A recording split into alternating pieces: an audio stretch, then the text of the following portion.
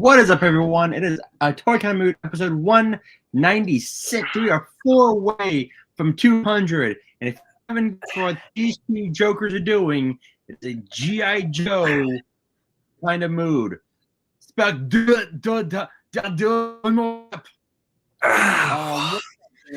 sorry, guys. I was just getting some incline bench in. Whew. I was just finishing up G.I. Joe #1.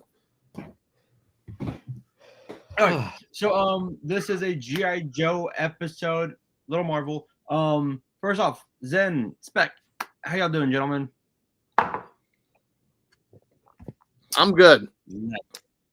Nice. All right, so first off, I think the first thing I think we all want to talk about is no spoilers. This bad boy finally dropped. There we go. I already put mine away. Okay, so Zen, which one did you just get that Liber Mayhem cover? No, I also got this foil cover. Oh, the Jenny Frizen. Nice. Yeah. It's beautiful. Really well done. They made a lot of covers, guys. Yeah. They did. I got the foil cover, that same one, the chameleon foil cover. Yeah. I got the 2 blank pure white covers, one with the Joe emblem and one with the Cobra emblem. Nice. I got the CoverGirl old school fire variant, the file card. The Fireburst, yeah. Sunburst. What did you call it? The DSW cover with the Baroness? That variant? No, it was DNA. It's DNA. The DNA cover. David Nakamura. Yeah. Okay. And then I got the cover A. Yeah, the Tom Riley cover. Yeah. So what's the deal? What's with all the covers? So look, comic books, yeah, money. It's just that's all it is. Actually, I will pull up. Let's see here. I didn't even think about doing this, but let me go to my job site real quick. Oh, hang on. We got Travis micromanaging from the comments again. Check the slides. Lots of cover pics. Okay. Pay attention to driving, Travis. Don't crash. Don't. Yeah. So I mean, you look at. Let's see here. Present. Share screen. We'll go. Boom. All right. So I'll pull up the slides too, but you can see.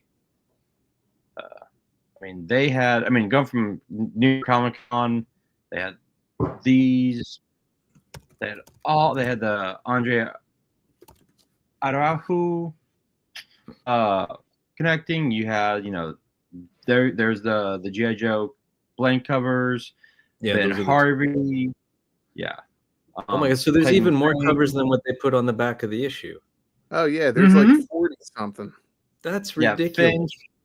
Yeah, David Mack. Now David Mack covers, those are the 1 in 500.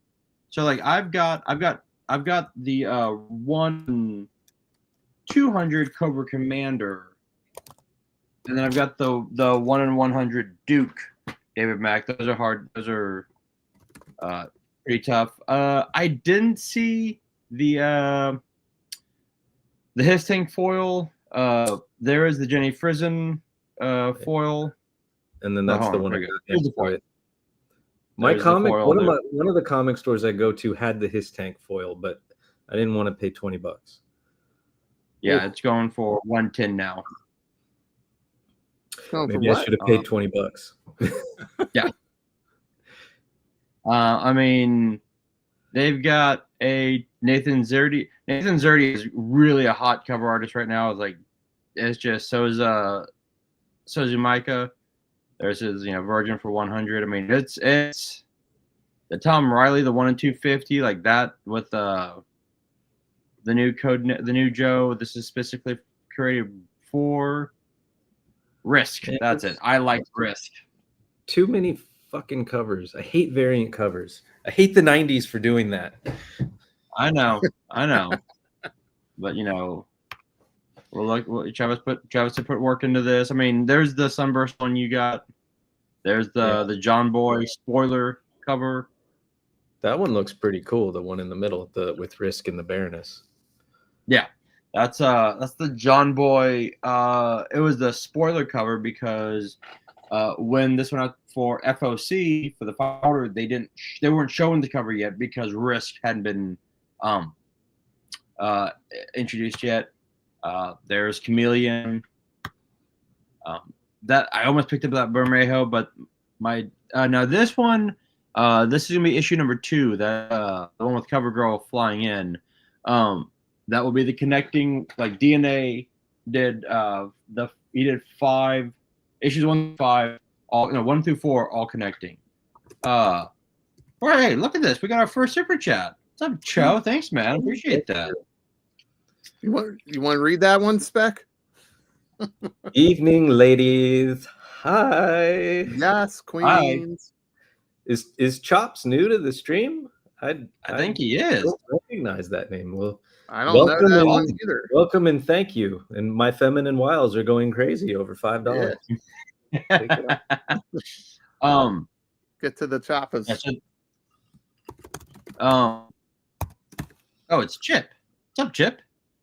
Who's Chip? I'm so lost. Sorry. I know names. I know handles. I don't know real names like everybody else does. So I'm the asshole on that one. Yeah, no, trust me, I'm with you. But hi, Chip. Thanks, Chip. These are issue 2. I do like that clutch sunburst. I like the Valkyrie cover too. Yeah.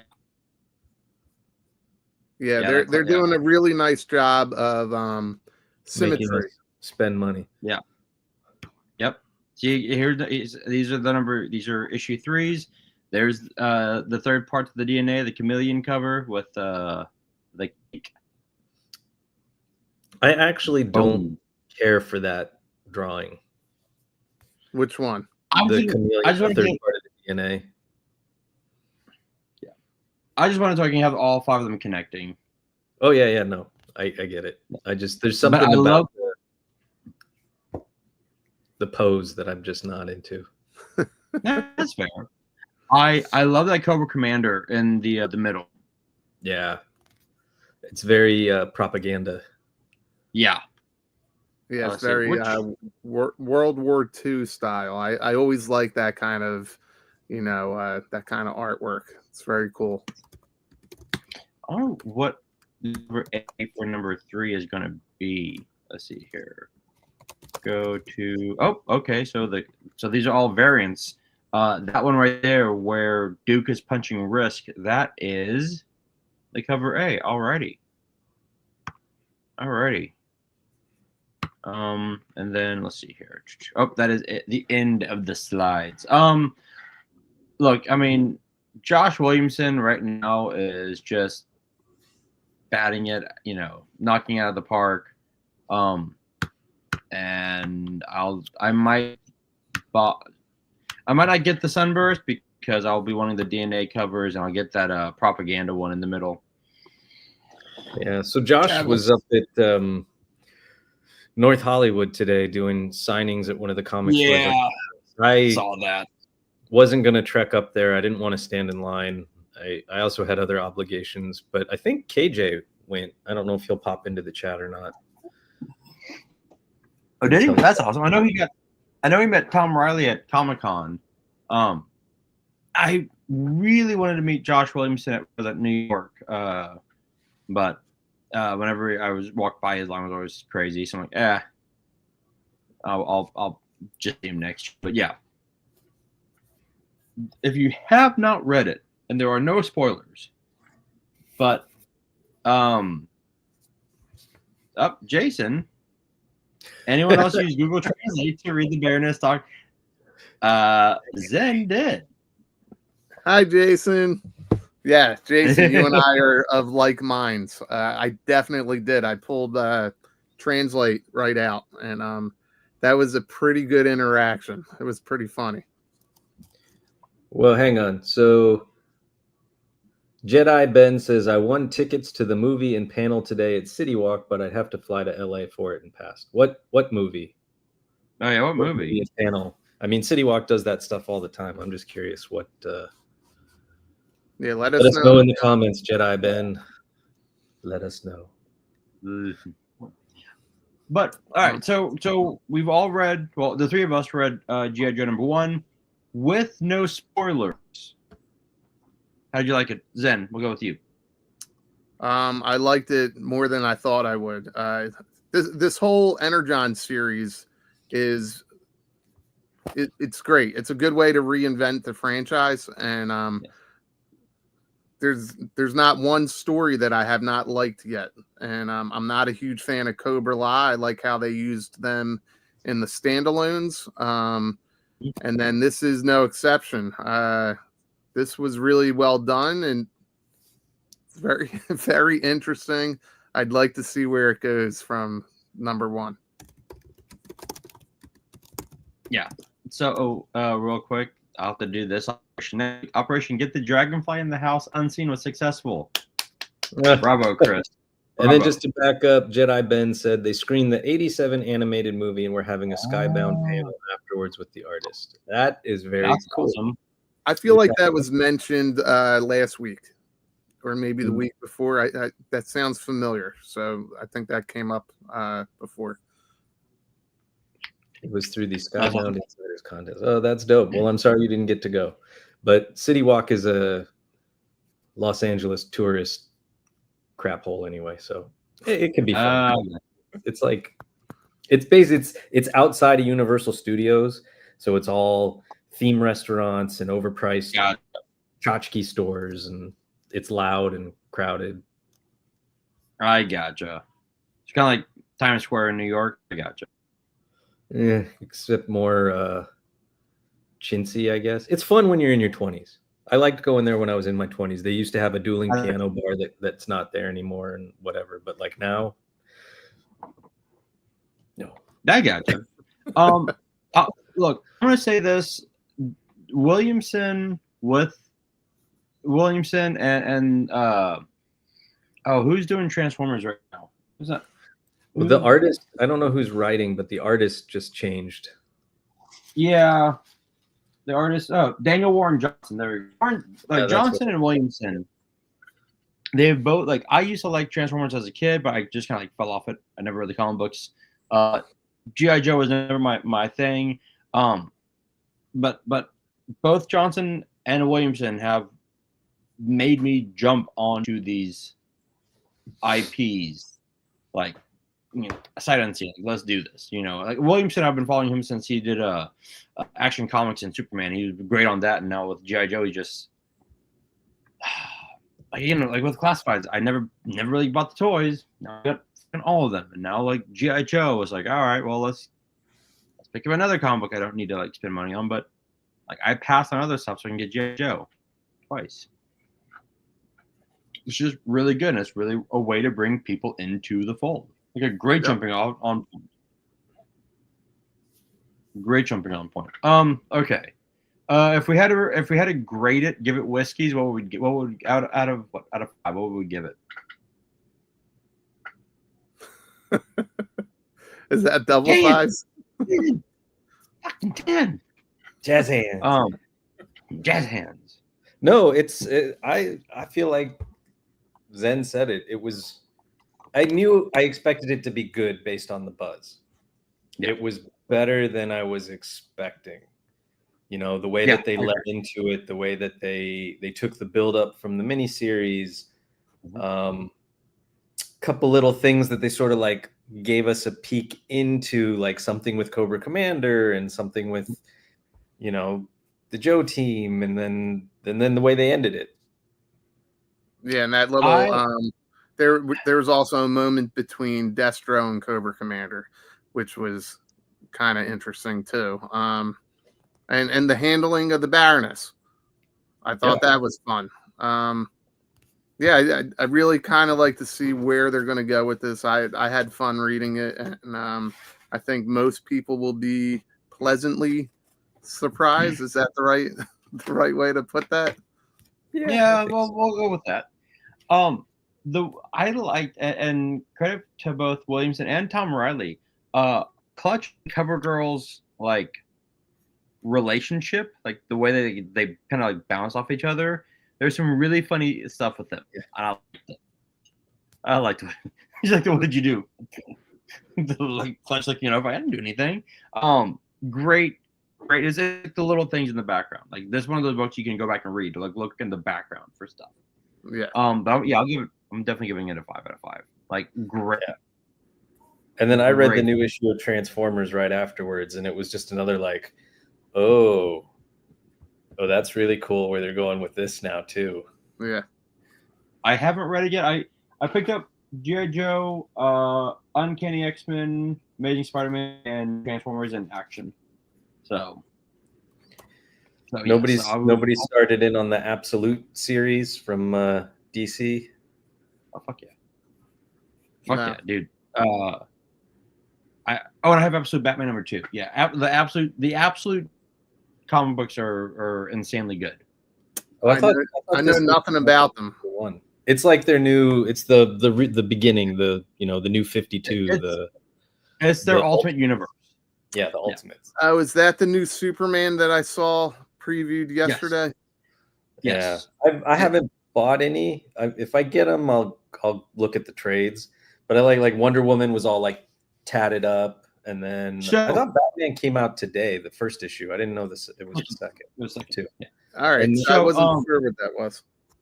Yeah. So basically, in a nutshell, after like the last thing, Amanda Waller was bringing in other variants from other multiverse, and they shut off Earth Prime from the multiverse. So there's no, but what happened is that when they thought everything was fine, they realized that Darkseid was trying to die or trying to kill himself to recreate a universe for him, and he realized that the reason why the reason why the heroes are so great in Earth Prime was because they were fated to be that great to fight Darkseid, the ultimate evil.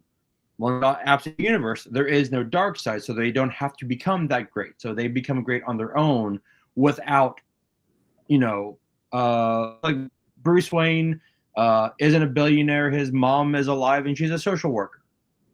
His best friends are Killer Croc, Eddie Nigma, Cynic Kyle, and Ozzy. Like they're all friends. Like he's poor, right?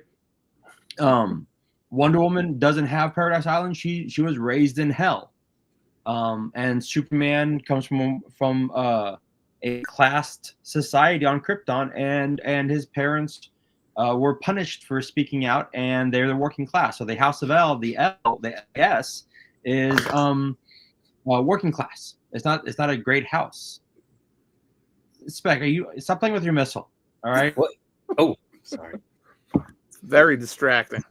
There it is. I would say it's very distracting. It's very large. Okay, put it down. Rein it in.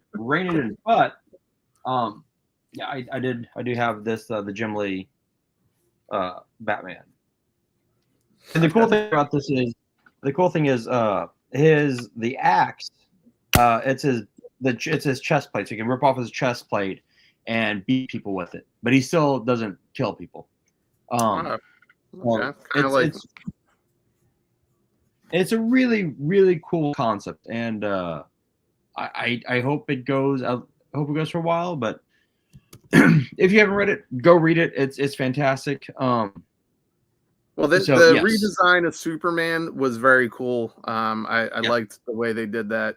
But you're saying that Wonder Woman was raised in hell this time around, and so she's got a full sleeve tat. Most girls in that situation become strippers. So what happens is real quick, the Amazons piss off Zeus, and Apollo punishes the Amazons by taking away Diana and giving her to Circe in hell. And Circe's like, what am I supposed to do with this? And Apollo doesn't give a shit. Kill it. I don't care. But because Diana is still Diana and is so pure, she's still a pure person. She's still that Wonder Woman. Circe starts to love her, and the demons in hell start to love her too. Like the little demons, like become like her little puppies. And she has like a Hermione bag with like a giant fucking sword in it, a pole. giant sword. And it once again, it's one of those things like even if they are stripped of their powers, are they still heroes? The answer is yes. They will still be heroes, maybe a bit more brutal, maybe a bit more ruthless, but they're still heroes and still good. And I think that's a really, really great way to perceive things right now. Like even when things are shitty, first off exist. So I like a good we're gonna reboot. Yeah. Yeah. Ooh, Todd. It's a little sexy way to do your unboxing. Hey, Todd. What's up? We're gonna have Spec do like a 1980s like dating video. Hi, I'm David Spec. Did you ever see like the clips from the Graham Norton show where they did that with oh my god, I just blanked on his name. Doctor Strange. Cumberbatch, Benedict Cumberbatch. Yeah. And Bryan Cranston, and they just did it on the fly, like pure improv, and it is hilarious. I highly suggest Googling. Bryan Cranston is hilarious. He is absolutely hilarious. Like Malcolm in the Middle does not do him justice, but it does do close. There's a great skit on funnyordie.com with Cranston where he's a returning vet, and he's you know what I'm talking about? He lost his he lost his sense of smell, and he's at a party, and I won't ruin it. I think you guys just go look this up. It's hysterical. Okay. But he lost his sense of smell, and all the party goers are kind of testing him on it. That's funny. Wait, he was a voice actor for Fei Long. Huh? That's what? Interesting casting. I thought that was Betty White, but all right. Should we, before our chat gets totally out of hand, should we say hey to some folks? Sure. Let's do it. Let's start with who else? Stanley, okay, well, 80s pop culture, Sharlock, Falafel, DJ 5 Ash, Jedi Ben, Jason S, MCR, Trav Moody. I want like a scrolling credits right now. Displays, GI Bro, Figure It's 6. like the end of the show. I'm trying to do it like what is it? 80s dance party, forever hits, like those old CD things. Chops, DJ Mr. McFly, Chris D'Amato, Todd C.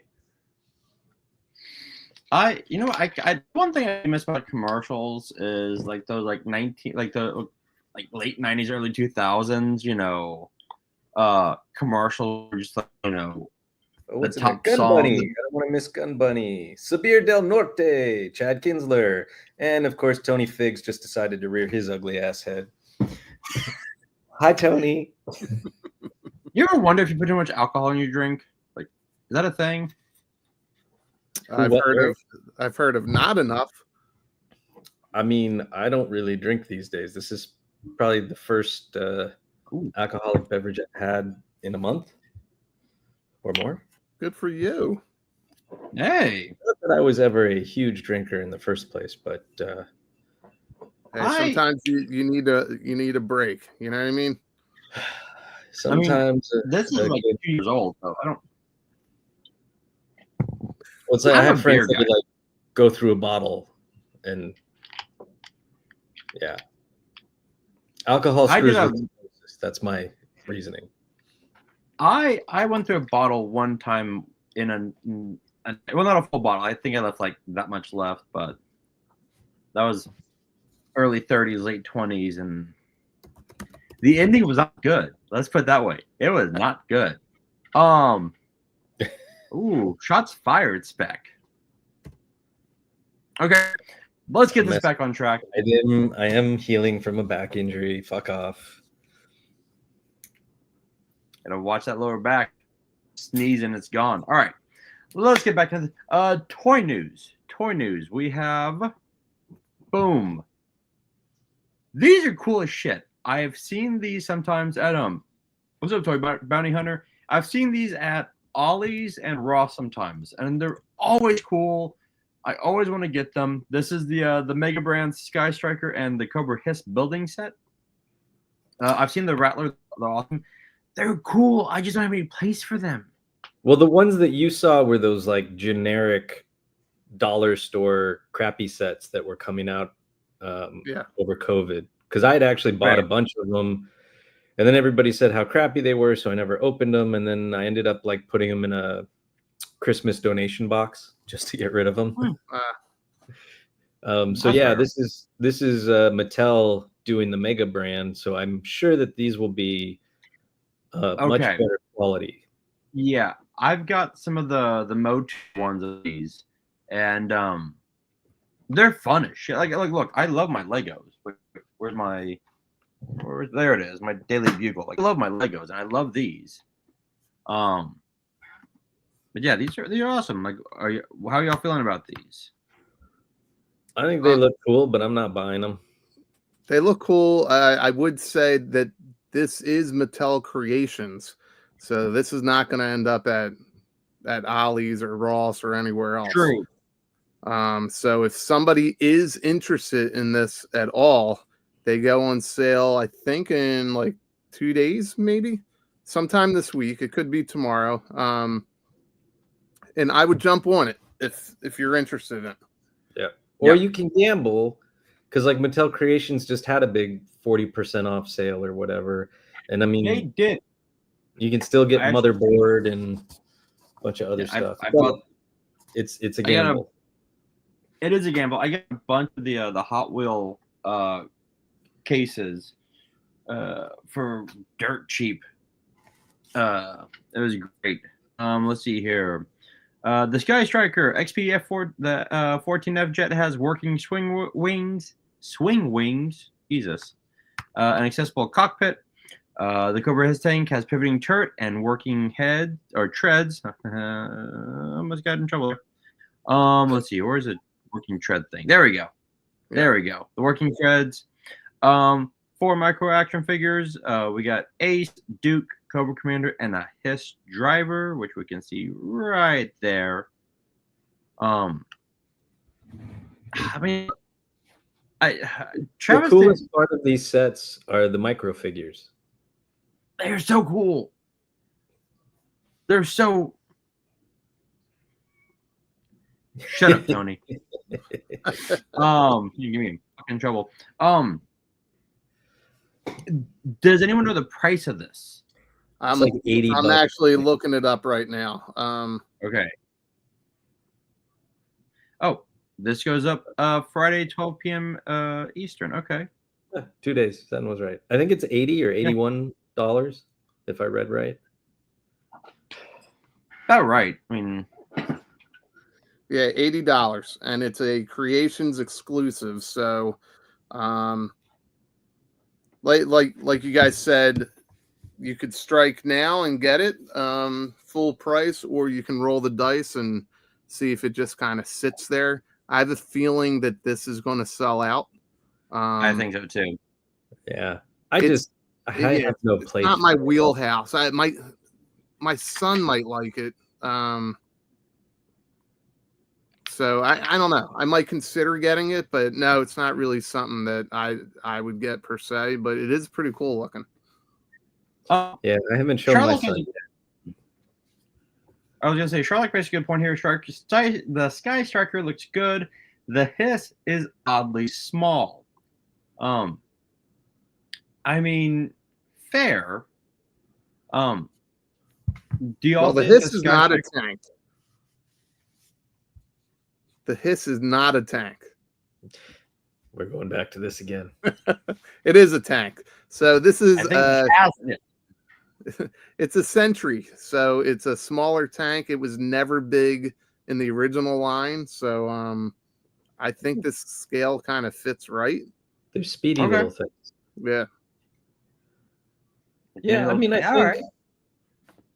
I mean, Zen could put this to the test. He could show us his full-size Sky Striker with his classified Hiss and see what the size comparison is. Oh, that's coming, guys. That's coming. Now do you just for shits and giggles, if they did the Sky Striker this size, but did the Hiss tank more in scale with the classified, would this have been sold separately, or do you think it could have been in one gigantic box, maybe gone for like 120? Probably that, but I think they're being very conscious of price, which I think at $80 it's still not a inexpensive set. But probably more of a sweet spot than over $100. Okay. Yeah, I think Spec's right. They were trying to keep the costs down. Yeah, and you know what? If you look at the original comic book run, there's different sized Hiss tanks. So there's some that are a little more small. There was one that's very large, like a mega Hiss tank. Almost like I don't know how you would akin maybe Darth Vader's Star Destroyer to the other ones. Mm. You know what I mean? Like Gotcha. there's a larger one that probably can hold more troops. So I mean, it's all how you want to collect. So if this makes sense to you, makes sense. Don't overthink it. Yeah. You like it? Buy it. Yeah, exactly. That's 100%. And then, yes, 617 bricks and pieces combined with all mega building toys, and is also compatible with other name brand building sets. Lego. So, there we go. There we go. All right, moving on to the Joe links. These pictures are courtesy of Rebo, Full Force, and Bobby B. Boom. These. We got Trench Viper and Heavy Duty. Let's see what else we got. Yeah, we've seen those. Yeah. Footloose and Retro Breaker. Oh, wait, go back. I didn't see the Retro Breaker. Yeah. Now, see, the first set of leaks aren't really leaks, right? I mean, they've already announced those figures. We knew they're just prototype leaks. These are leaks. Yeah. Huh. All right. Yeah.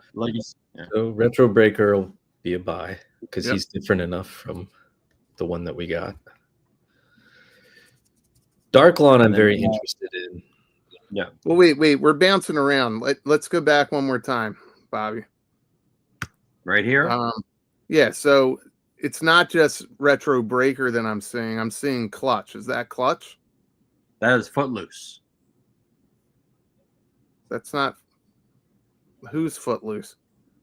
I think so. Yeah, I'm going off the notes. So the notes are Trench Viper, Heavy Duty, Footloose, and a Retro Breaker, Legacy Firefighter, Darklawn, Slice, and Dice. Okay. And then the Claw Pilot with the masks. Okay. I mean, I could see that being Footloose. Obviously, he just doesn't have the paint apps. Yeah. So maybe I thought that was Breaker, and then to the right was Clutch. No, because the original Clutch was more of like a grayish color, wasn't it? Okay. Or maybe he was green. I don't remember. I'm just pulling things out of my ass. His neck looks very long in that photo. I will say that much. It does. All right. So Tony is confirmed. Tony's got a better eye than I do. Body on the left is definitely Footloose. Okay. Well, if anyone knows anything about men's bodies, heyo.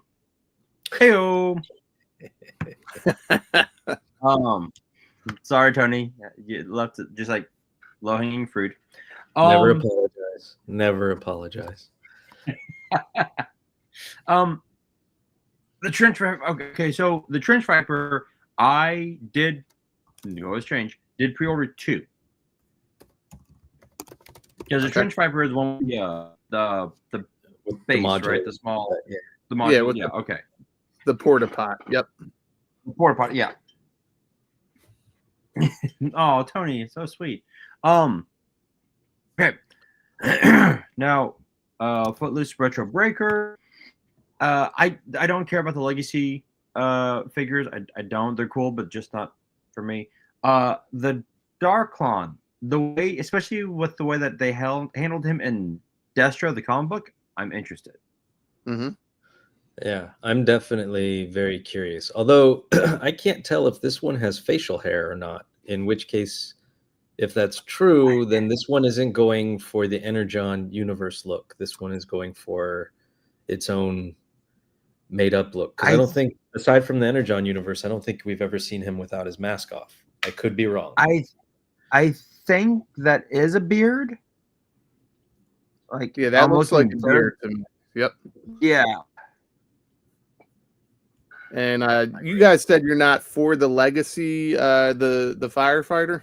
I mean, like, what? I don't know if I'll order it or not. I'm not super excited by it. It looks very cool. If it was on sale, I'd definitely pick it up. But I might skip it. I might wait. I think it's fun. I like that they changed it from 60th anniversary to legacy, and this is a good way, to get somebody else interested.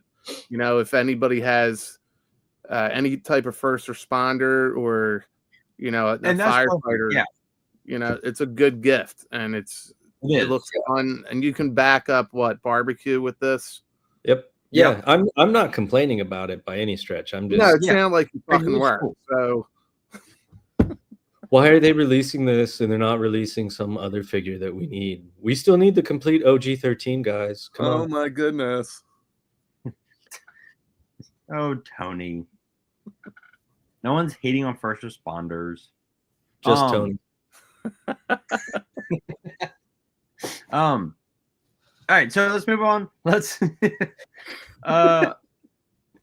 the Darklon, let's see, could be having a chin guard for a futuristic helmet, maybe.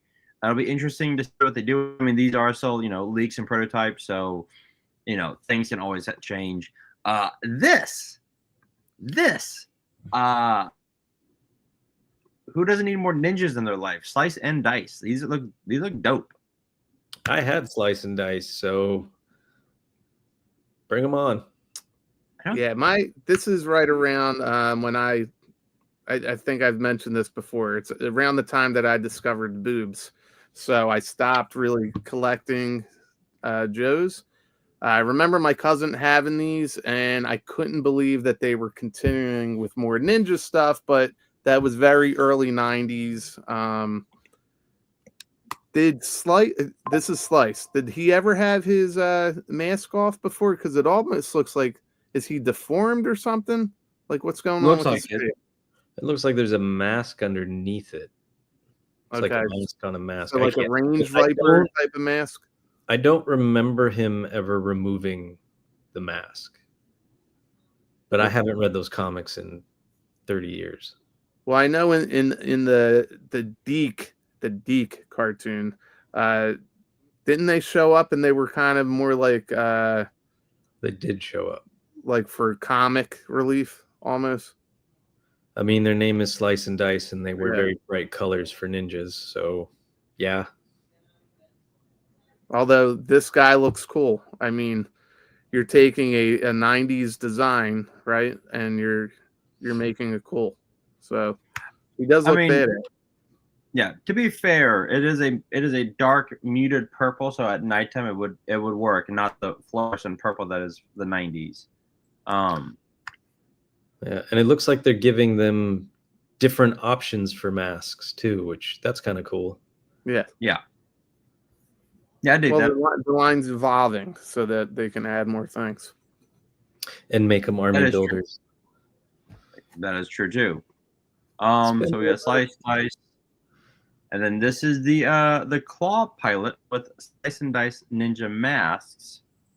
So give me the Claw already. Put that thing up for pre-order. I don't know where I'm going to put it, but I love this design here. I think she looks very cool. It evokes like that early Marvel run. Not a lot of females, but it's got that color scheme. I like it. How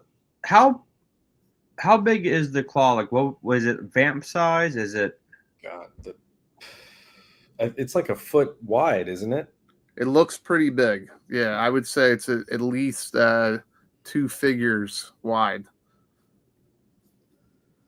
Okay, so we're getting what, 100%, like $100 for the vehicle / pilot. No, I think it'll still be in that $55. Yeah, I think it'll be much Oh, lower. Okay. Yeah. Oh, here we go. It's 2 double bubbles wide. Okay, that's fine. There. It's that Yeah. wide. Yeah, see, that's what I was saying. Okay. Not that wide. That wide. Hold on. Show that again. How Not that wide? this wide. Not but that this wide. This That one. okay. Okay. Yeah, Yeah, when I double said check. 2 figures wide, I didn't mean 2 figures wide like this. I meant like this, and then leave it to spec to get them scissoring.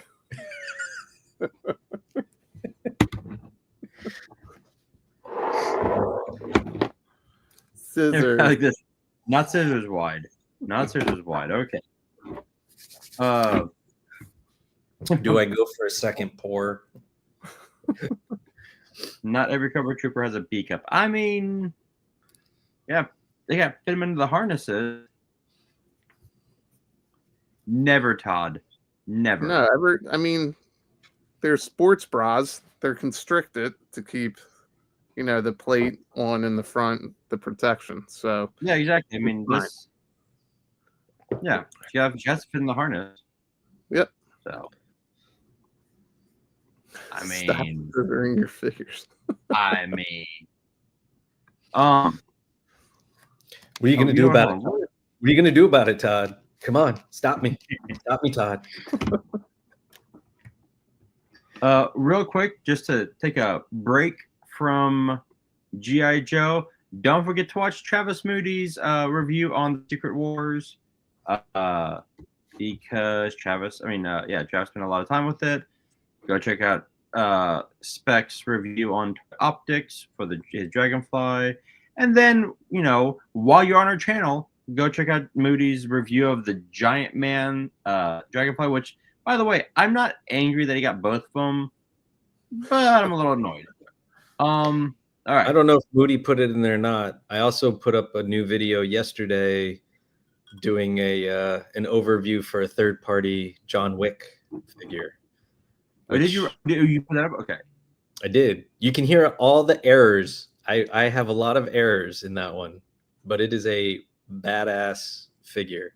So, And you got that great bar scene.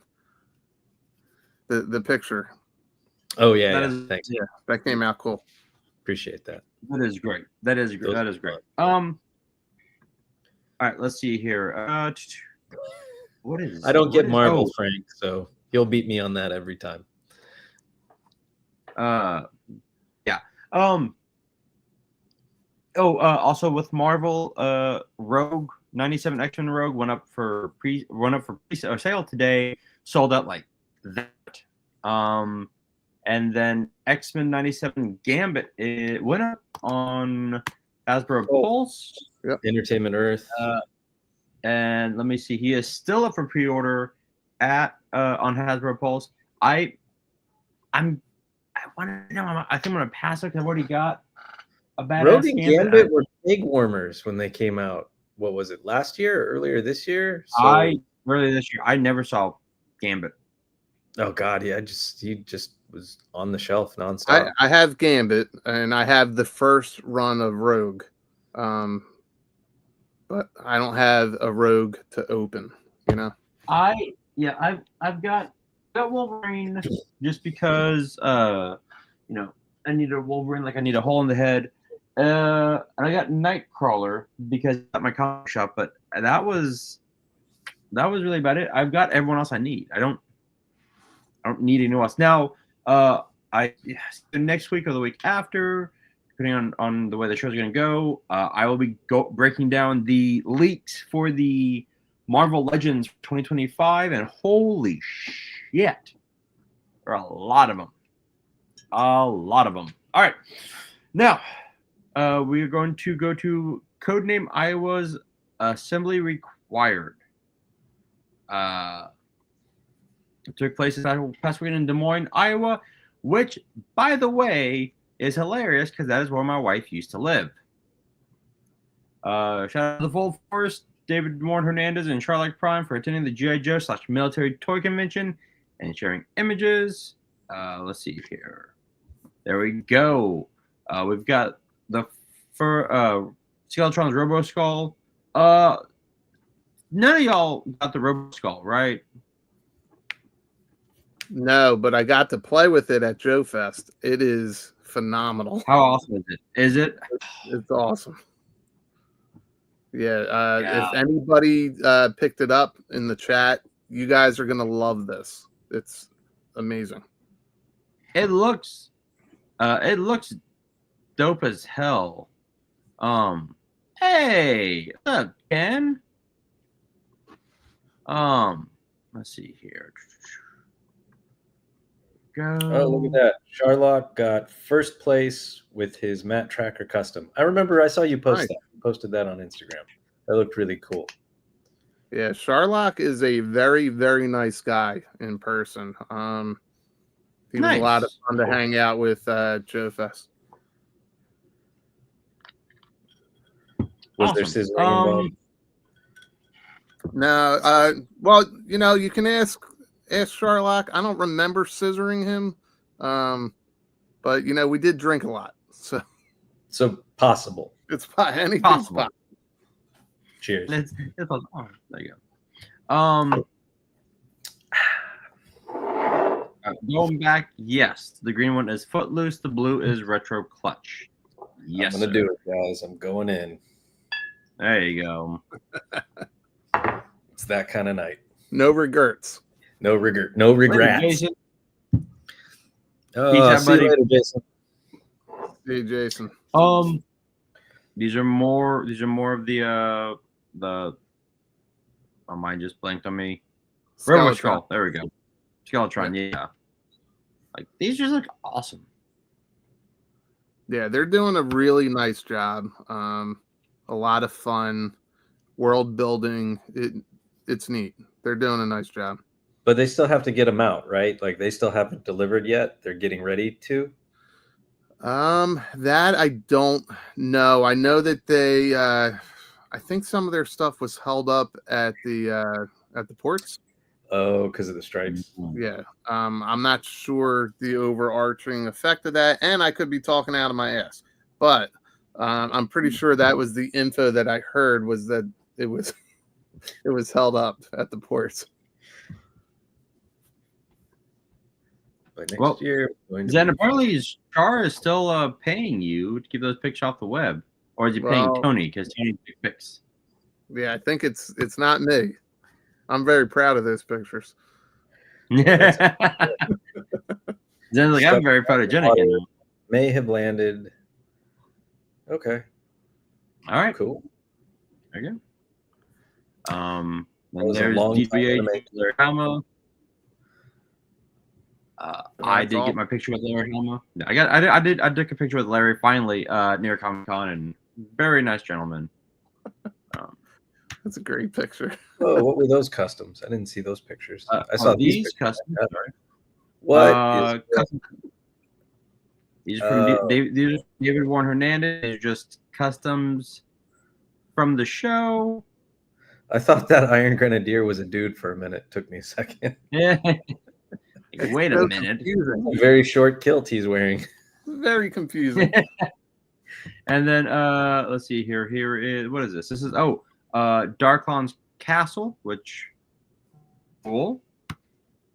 There we go. That's actually kind of badass. I'm not even gonna lie.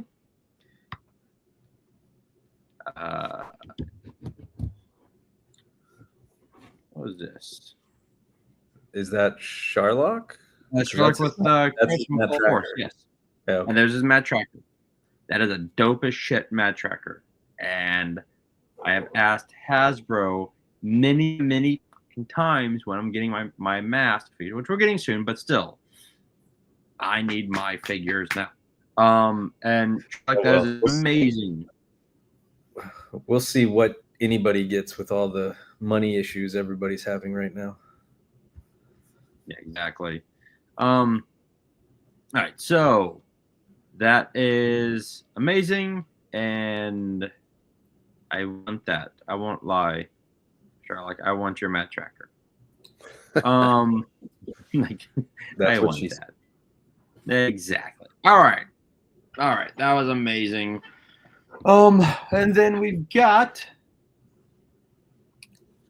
LegionsCon, which was also last weekend, celebrating 25 years of Four Horsemen Studios and 10 years of Mythic Legions. Dude, so I followed the reveals with this. Yeah. I own 2 Mythic Legion figures, or whatever, 4 Horsemen figures. I got 2 of the V2 skeleton army builders, because who doesn't just need playing skeleton bodies for dioramas and stuff? And then I got the Frankenstein, the Figura Obscura Frankenstein, which is an awesome figure. Yes. They make cool shit, right? I've Yes. always paid attention. I've always looked. I've always been like, oh, that's really badass, but I'm not getting it. Everything they revealed from this, I want. I don't know that I'm actually going to get it, but it looks phenomenal. And they've been updating their articulation, but the paint schemes and the sculpting and the detail, everything about, I don't know what Travis included for photos on all this, but it all just looks so good. Yeah, they're growing as a company, which is it's really cool to see some of these indie companies starting to really grow and expand. So just like we had Gridirons last week, just to see these companies, these smaller companies start to expand. It's cool. I keep cutting you off, Bobby. Go ahead. No, you're good. I was gonna say because Four Horsemen, if I'm not mistaken, if I remember this correctly, did the 200X He-Man figures. They sculpted those. It's fantastic. Yeah, did an amazing job. Now these pics are courtesy of the Collector 77, Robodono, and of course Four Horsemen. So let's get into it with Bethel the Green.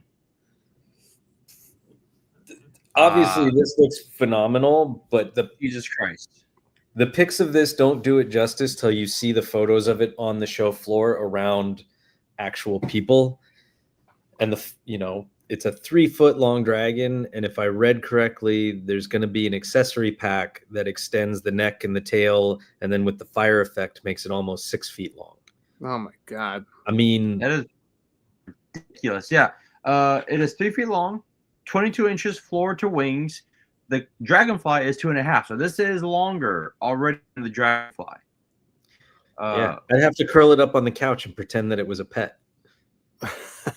Now look at that, Jesus!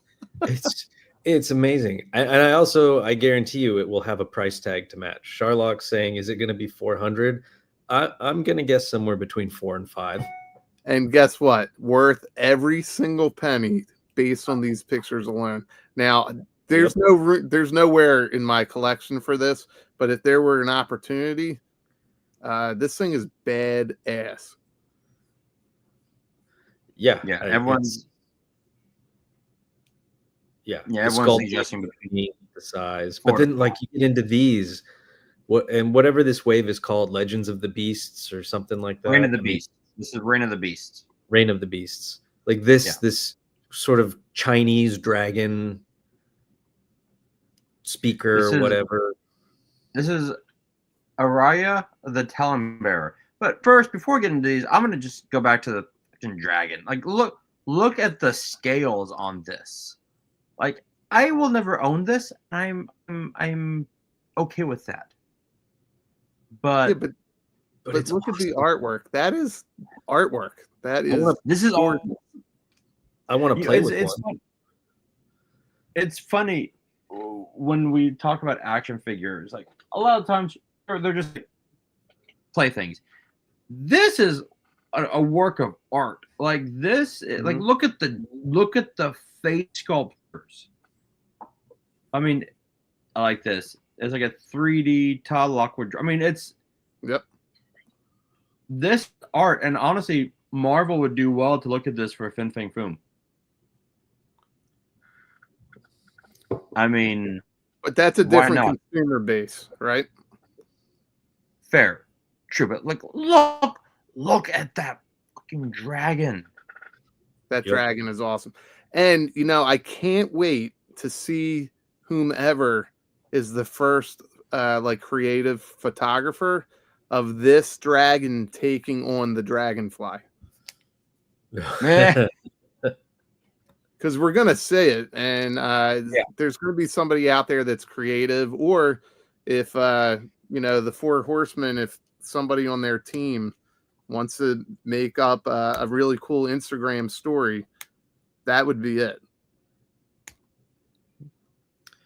Well, that's Like, their photographer is 1/6 shooter. Just the fire breathing effect alone is just. Now, does that light up? Does anybody know? I don't think it does. I don't think so. It probably wouldn't be hard to make it light up, you know.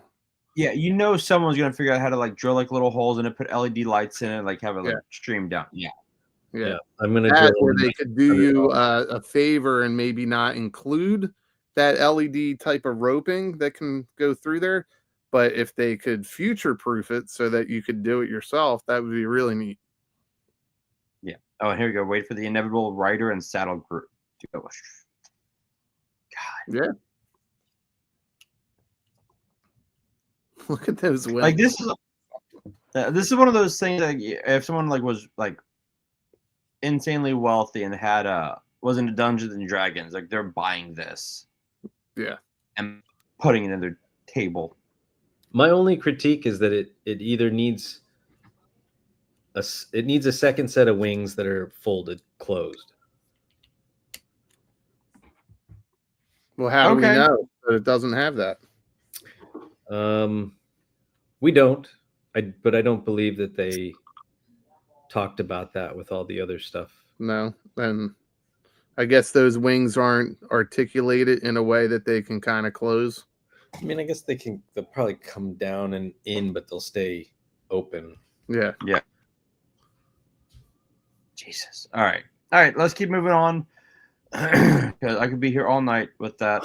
So yeah, we got the Talon Bearer. I do love this. It like, dumb question, but does the cauldron is it lit just for the picture, or does it actually come lit? It's lit for the picture. I don't even think it comes with a cauldron. Okay, I was just double checking, because oh no, you're right. I was just curious if like maybe they had like not kept in, but yeah, I like the flying dragon behind her. Yeah, it's that Eastern style, that Chinese style dragon. Yeah. Just the mask, the scaling details on the cheeks, the like hint of gold. The detail in the paintwork is, I don't know. I love it. Yeah, I think they knock it out for their customer base. They do. That's a really nice piece. So good. All right, then we've got let's see here. I'm gonna just butcher this name. This is Wendaji the Cackler. This one's my favorite of all of them. I will probably order this one. I just freaking a big hyena man. Like, it looks so dope. Nah, it's too scary for me. I would love it if they did, because when you said Hyena Man, it kind of reminds me of Jackal Man from Thundercats. I would love it if they did like Thundercats, like this in this realistic style. That's just maybe one day. Maybe one day. Which again, if you're not reading Thundercats, if you love Energon Universe, you should be reading the Dan Shelby's and Drew Moss's Thundercats. It's kind of a new take on Thundercats as well, and it's really, really good. And yes, this should be great. Jackman of a Hyenas hunting pack. So yep, you need 4 at least. Spec, there you go, buddy. It's a 4-pack. All right, and then we've got Leodesis, which going up to Ken real quick. The beasts like Leodesis and Basilia are very important in the Mythic Legions lore. This thing's like an ogre scale, so it's even bigger than your standard Mythic Legions figure. I mean, that freaking giant ass hammer. And it should be. This looks like if Utopia were real. You know what I mean? You know, or Zootopia. Yeah. Zootopia. Zootopia. Yeah. This is amazing. It's really well done. Yeah, again, look at the detail and the sculpt work and the paint work and just like all the little things in the armor, the snake head and the eagle heads and like all the intricate ornamentation. And I don't know. I'm in awe when all this stuff got released. It just looks so gorgeous. Now, how often are they releasing figures? I mean, I feel like they do a wave a year, maybe maybe one wave of Mythic and one wave of Cosmic. So spaced out, if you're collecting it, you could possibly afford it. Yeah, and they do the pre-order, so like you can pre-order the entire wave on their site, and you supposedly save about $120 over retail. Oh, you'll have to pay the shipping, and I think you have to prepay up front, and then you sit and you wait for like a year. So it's kind of like a HasLab. Very regal looking. Yeah. But I mean, like if this is your line, like, and you're all in on this, it's totally worth it. I mean, yeah, because you think about if you were to do this, what? How much is a line? This wave on their website right now, I think, is $320. Okay, we spend that probably about that already on our figures already. So if you were just on this, you're fine. Well, I mean, it's like this. I think this is like an $80 figure typically, just because of the size of it. And look at that, you're getting the head plus the two face plates, and then all the soft goods and all the paint apps and the detail. And then as you show the rest of them, it's just like some of them have two sets of bottom half, and if this is your jam, it's worth the money. It's priced fairly. Yeah, I think. Let's see here. Let's see here. This is the Golden Pride of the Endor. Ken says, I think they do one new wave and a wave of All-Stars, which are reissued figures, and then Cosmic is its own thing. And then Figura Obscura is its own thing. They do like 2 Figura Obscura a year, and then they do the retailer repaints. Okay, so the Figure Obscura they're kind of like obscure figures? Yeah, it's the separate. That's the Jacob Marley and the They live in obscurity. Okay, that's cool. This is really dope. I love that. Cool army builder. It can fit in with like a Roman setup or a Roman setup. It's awesome. A Roman setup. But I believe this uses, if I read right, it uses their newer updated articulation. So it's got double jointed elbows, double jointed knees. Gotcha. Butterfly joints. That's amazing. Yeah. I love the lion faceplate on the helmet. I love that. That's cool. That's just so damn cool. Let's see. This is Basila, the rainbow-colored winged snake. Yeah, I mean, look at that. It's gorgeous. It is. That is amazing. That is stunning. Like the colors are. Is this supposed to be Aztec? I think it is, maybe. Yeah, I mean, you can see there's a lot of like Aztec or Mayan influence in this one, and I think the another one that's coming up. Very well done, and I saw a lot of people sharing this as Globulus is coming to Cobra Live. Yeah. I mean, that was the first thing I thought of. Was like, wow, so that's how they can do Globulus. Yeah. Real quick, Ken said Figure Obscura, the Headless Horseman, Monkey King, Jacob Marley, Father Christmas, and the Egyptian God pair. Yeah. Yes. That Jacob Marley is amazing. Yeah, the Frankenstein's really good. I still want the Headless Horseman one day. One Yeah. day. I still want the Monkey King. I really want that Monkey King, but I'm not gonna be able to get it for a while. Okay, so this is Travis has it as the rainbow colored winged snake thing. I think she'll just be a goddess, but That's historically accurate. it's the thing. Then we've got, this is dope as shit. This is Pinspire. The Royal Guard is a deluxe figure. This is fucking dope. Yeah, and then they had an exclusive that they released that you could buy at LegionCon, and they said they'll put it up for pre-order on their website later, and it was like the Snake Men kind of army builders, but they had actual legs, not snake lower halves, but they look, again, they also look really cool. But I mean, like these things come with a ton. They're fully customizable. They're fully customizable, if I remember correctly, with one another.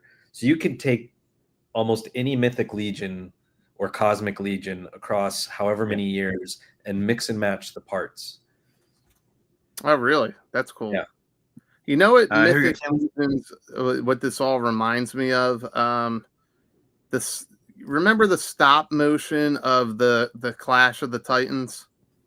Oh yeah. Yeah. I feel like this could be like a modern take on Clash of the 100%. Titans.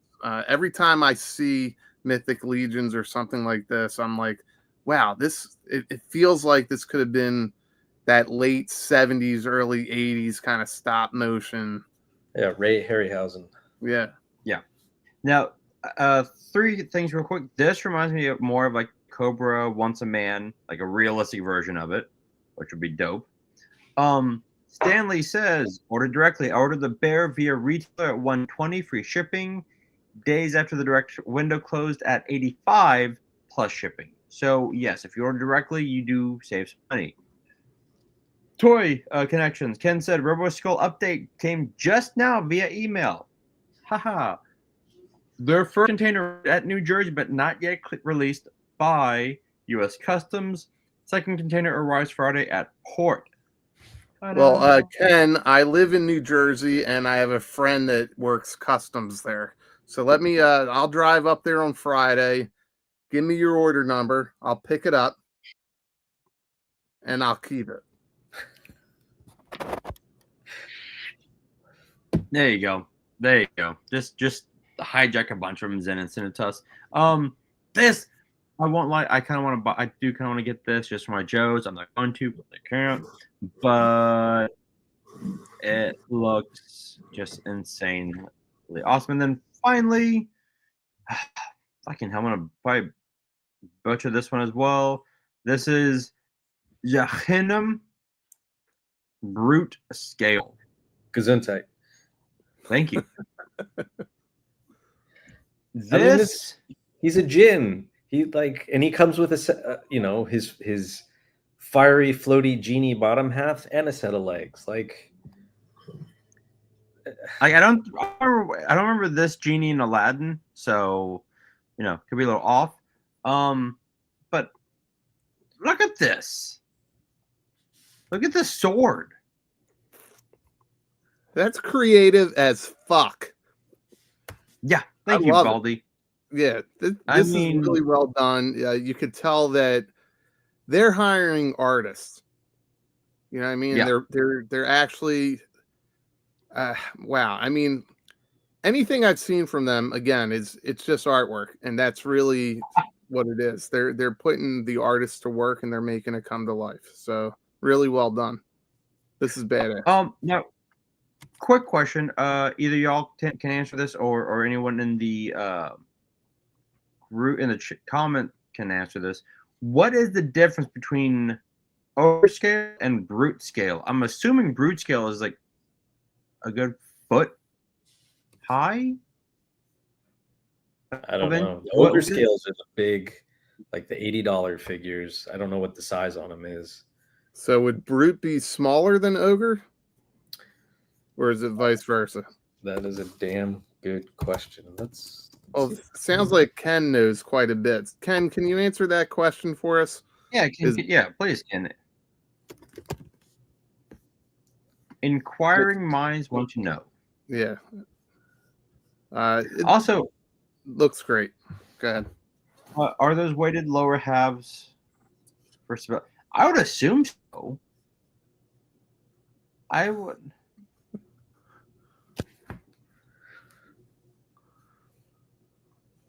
So, Ken, what we're asking, Ken, don't look away. Ken, Look here.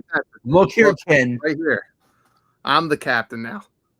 So I am listen, the captain now. we're asking ogre scale and brute scale. Do you know the difference? And go. Stop running out of the goddamn room, Ken. Sit down and answer the question. Ken's like, I have to go to the bathroom, y'all. Jesus. While we wait for Ken's answer, Travis has a request. If you're watching, please like the show. Hashtag a toy kind of mood for life. Thank you. Oh, here we go. 4 Horsemen Studios FAQs. What is brute scale? Fans were delighted. We're going to need a bigger body. As soon as we designed the horses for Mythic Legion, we knew we wanted to use the body to create a centaur. Initially, we expected that we would use the 1.0 scale upper body on these. So brute scale are the, sounds like it's the half man, half beast size. So like it is a body that is slightly larger than their standard, what they call the 1.0 body. Okay. That has like the beast. Well, they don't know. Okay, so ogre. He says it's slightly larger than their standard fare, but it is not ogre size. Ogre size is huge. Okay, so can like they rarely use it between ogre and regular. Okay, and ogre is 9 inches. So, there we go. Right.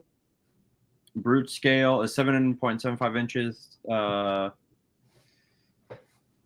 Okay, so it does fall in between. So brute is in between. Yeah. Yes. But it's closer, at least from what I'm seeing on the FAQ size comparison for the core upper body part, it is closer to the standard size, and the ogre size is just like massive. It's like twice the size. Okay, so we're talking like regular size versus like Peter North size. Size doesn't matter, guys. Okay. I'm sorry, I still got wicked.com. I tried to post the link and it won't let me. So there you go. All right, let's go to the next one. Next is what everyone came here to watch. Us. Scissoring? Always.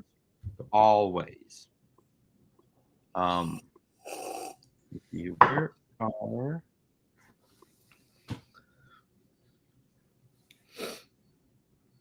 Nice. Oh. This is where we go. I jumped the gun. Let's discuss the HasLab. Boom. All right. So this is the original Dragonfly. When we were kids. This one is slightly bigger. Okay, Spec, I'm going to have to ask you politely to pull it out. Okay, hang on. Whip it out, big boy. Let's see. Whip it out, babe. Wrong one.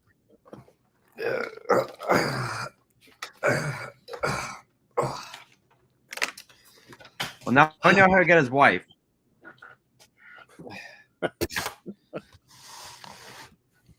Oh, look at you.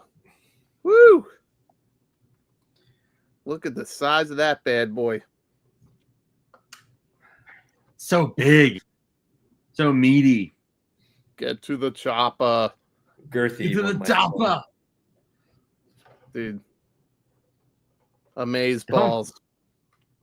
So we have a I almost poked my eye out. fellow That's YouTuber what she that said. within a few seconds broke the hinge that you had also pointed out in your spectacular review. Yes, this little side panel right here. So, you know, kind of like the His tank. So they added for playability. You can open these side panels. So on the right-hand side, the pilot panel opens. Okay. And it opens quite easily. But on the left-hand side, Don't break it. well, I think mine, oh shit, it is broken. That's why it opens so easily. Well, there you go. Mine's broken too. Oh, come on, man. I'm not kidding. There you go. And there we go. We'll do it live. Let me see. Damn. I can find that piece and then I'll have to JB weld it back on. But such is life. Yeah. When I was doing the review and I was watching it, I mean, if you leave it closed, it stays on. Right in here, it doesn't open easily, and I could see that it's stressed. And so I was very careful thereafter, and it probably just sheared whether I was paying attention or realized it or not. So Bobby B. Well, here's the from piece. B's Battlegrounds. He shared today that if you reach out to Hasbro for this, they will have replacement parts in January. So maybe not perfect considering we waited this long, but get that email going now, Spec. Yep.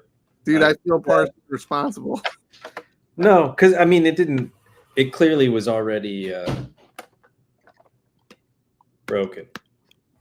So, I mean, and listen, I'm probably one of the most like anal dudes ever, not in that way. And I don't know. I'm not upset. I will email Hasbro tomorrow. Hopefully I will get a replacement, but it still stays closed. It's still functional. It still does what it needs to do. So yeah, I'm not going to sweat it. I have the piece right here. I will get some epoxy whenever I feel like it and try and sort of do an interim fix. And hopefully Hasbro will send a replacement part. So now that we're talking about QC at this point, it's been I've seen in quite a few reviews that there's that stress mark there. So, disappointing to say the least, and sorry that just happened. But reach out to Hasbro. It's a public knowledge thing here. What I think they should do is maybe just start, like, I don't know, maybe there's certain lots that's happening to, but they'll get that information when you called in. That's what those numbers are on the boxes, things like that. And they need to get ahead of it and get these prepared to go out to customers. Yeah. I mean, and again, as I said, listen, I'm not going to sit here and be upset about it. I'm not going to sit here and bag on Hasbro and bitch on Hasbro. And I know you'll probably see a million other videos where people are going to do it because it's going to bring negativity, and negativity brings the views and the whatever else. Like, here, yeah, I pointed it out in my review when I was doing the review that it was catching and that I already saw a stress mark, and clearly that stress mark went beyond what I thought. Yep. And that's that. But I mean, as I said, like, it still snaps into place. It's not falling out. So it still does what it needs to do. I'm not going to sit there and I will email them and hopefully get a replacement, and that'll be the best of both worlds. But if for whatever reason it never happens, like, and you know what, share that experience, like on your new channel, on your Instagrams, share it, good or bad. It'll give other HasLab backers a chance to see how it's working out for you. Yep.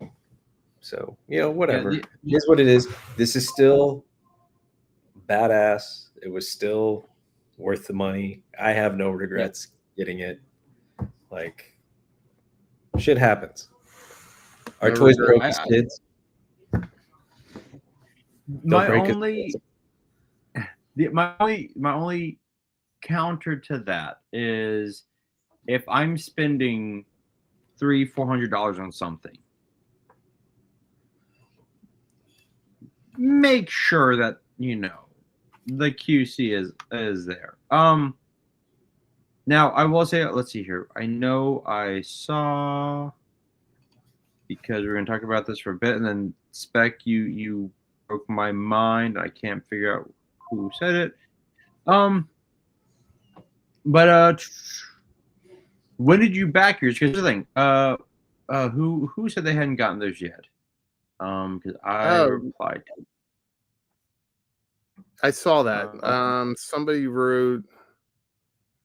I did just see that.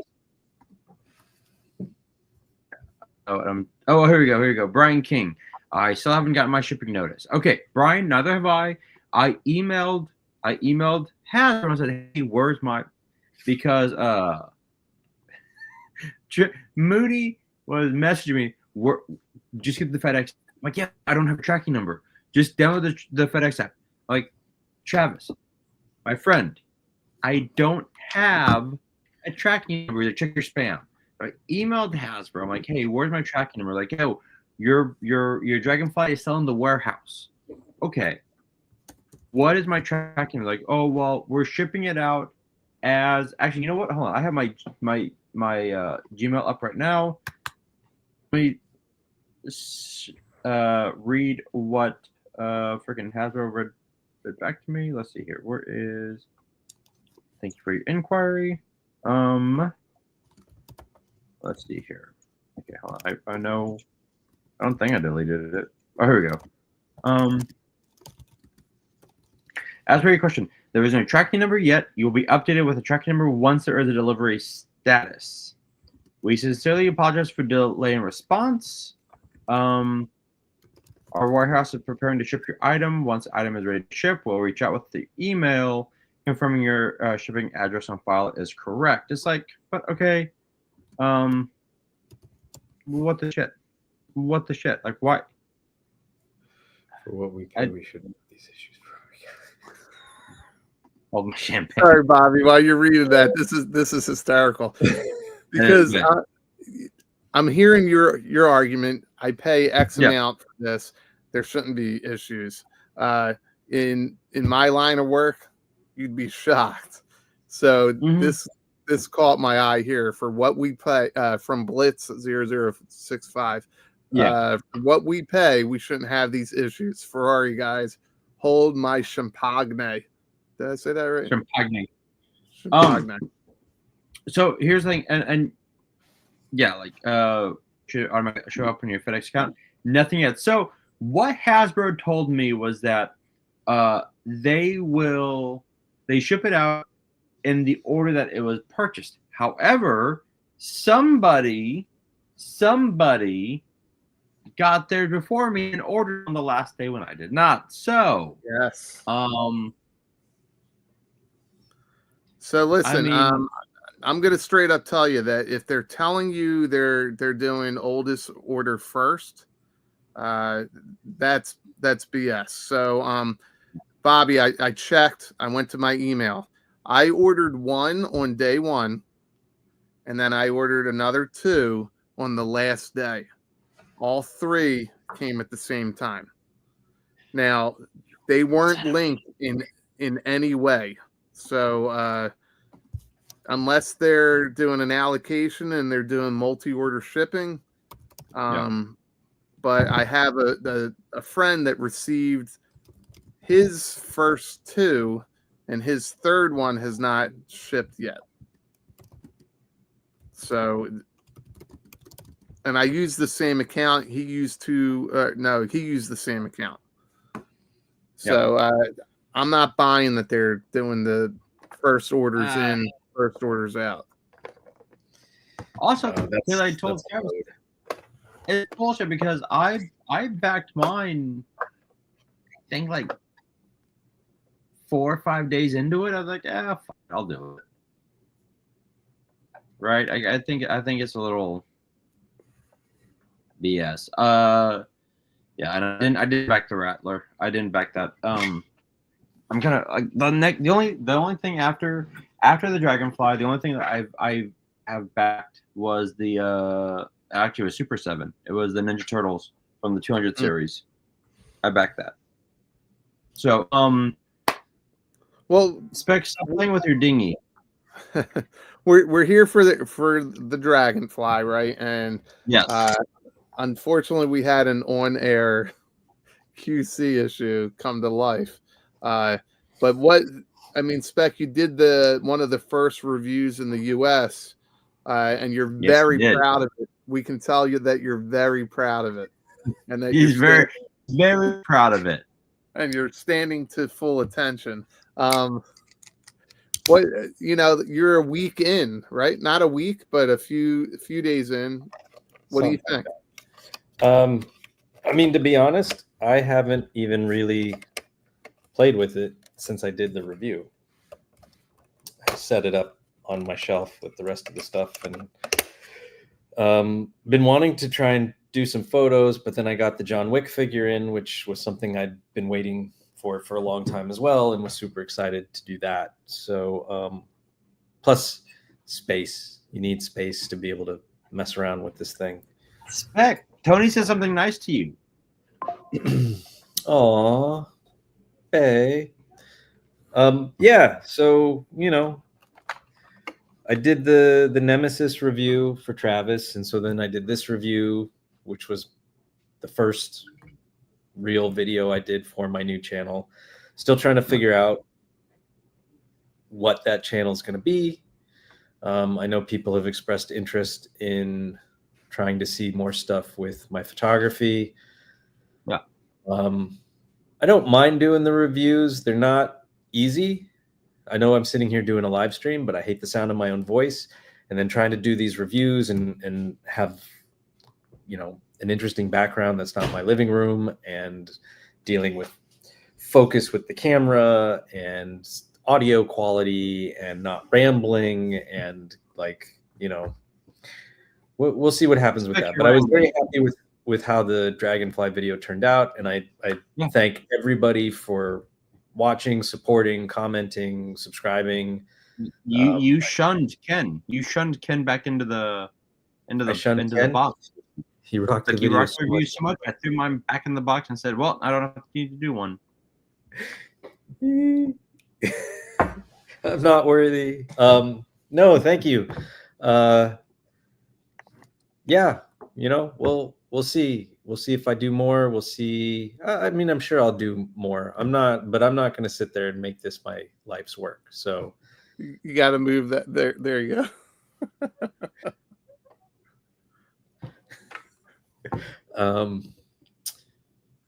But yeah, it was a fun video. It's really awesome. First video out of the gate, the traction that it got, and it wasn't the first video. I know that, but I'm humbled and excited by it's had a ton of comments. A lot of people really liked it. They liked the fact that it was just very to the point. So that was really awesome. Hopefully I didn't peak with my first video and then it's all downhill from there. I'm going to straight up tell you that I watched the video and you definitely peaked. You're never going to reach that level again. You are literally Boston's Boston, okay? Your first album is your greatest thing ever. No. Yep, that was your high school moments. It's over now. Probably. I mean, if you watch the John Wick video, you're going to sit there and say did he just say what I thought he said? That's not right. You know what? You learn you learn from them, right? And you move forward. Oh yeah. So there's times where when I was doing content a little more regular than obviously I am now, I forgot to do my breakdance pose, and people were hitting me in the comments dude, where's the breakdance pose? So you find little things that you do, and then you forget something, and then you go on. So Well, I did simple stuff like reviewing the John Wick figure and saying this is John Wick from John Wick Parabellum, and then as I was watching it, I was like, wait a minute, Parabellum was 3, and this is from 4. Fuck. Are they up to 4? Yeah. Yeah. Wow. I only saw the first one. Oh, I love them. Really? That's so good. Love them. I mean, the first one is Especially- still the best for what it is, but like the level of action, because the directors were stunt guys, and they have one of the bigger stunt companies, and one of them was Keanu's stunt double for like several years, and on the Matrix movies and whatever else. Anyway, they keep upping the ante, right? They keep designing these crazy and crazier action sequences and building out this lore of like, you know, there's continentals all over the world, and there's this entire like yeah, so that's like what a toy kind of mood does. It just keeps building the ante, right? Yeah, exactly. Yeah. And also, put me in, coach. Then when you watch them all, like watch them back to back to back, like binge them, but realize that it's taking place within a week. It is all 4 movies take place in 7 days. Really? Is it that? Yes. I thought it was longer than that. Nope. Are you sure it's 7 days? 7 days. So that's like the first group of Marvel movies. That's all in 1 week. Incredible Hulk, Thor, Iron Man. Iron Man, or Iron Man 2. Iron Man, right? 2. They all take place like within a short time. Yeah. Within a week. The John Wick director said that all 4 movies take place within like 7 days. Interesting, because I could see that with the first 3, but I thought there was a little bit more time between 3 and 4 because he kind of had Really to. not.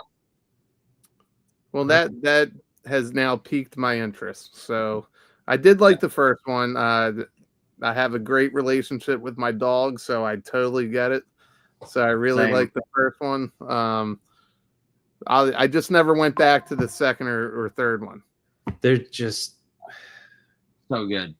They're good movies. They're fun movies. I know some people by the 3rd and the 4th one, they're like, it's too much and it's unrealistic and it's this and it's that. And it's just like, it's a fantasy film, right? It's hyper real. It's hyper stylized. I mean, listen, if Fast and Furious can have 9 movies, John Wick can have 4. And they go to space. Yeah. John Wick hasn't gone to space yet. Yeah. G.I. Joe. But no, what was it? The only and actually I was like using. I watched the first one and I didn't watch the second and third one because I just didn't have time, and then I wanted to really watch the 4th one. So I said, you know what? So I made a deal with my wife. I go, hey, you can whatever you want for the rest of the week, we'll watch it, but like let me watch. And she's like, I don't give a shit. I'm gonna take a nap. Watch what you want to watch. I'm like, cool. So one Sunday, I just sat down and watched like all 3 John Wick films. Boom, boom, boom, and like, all right, let's go see 4. Let's go do this shit. Great. Yeah, and they managed. They get crazier and crazier, and they top each other. And again, for simplicity's sake, the first one is still fantastic and probably the most easily rewatchable of them all. They do get a little longer, but they are just, I can put on any one of those 4 at any time of the day, no matter how I'm feeling. If I need a pick-me-up movie, throw on John Wick. If I'm in a good mood, throw on John Wick. If I just want to watch something that's like background, throw on, like, they're just... That's fair. Yeah. So what's the movie with, I'm not sure if it's the John Wick films or not, but what's the movie where Keanu Reeves says, whoa? Bill and Ted? Matrix? Matrix? Speed? We won't, yeah. But I think you're thinking of Joey Lawrence. Whoa! But I will say John Wick 4 with Donnie Yen. I mean,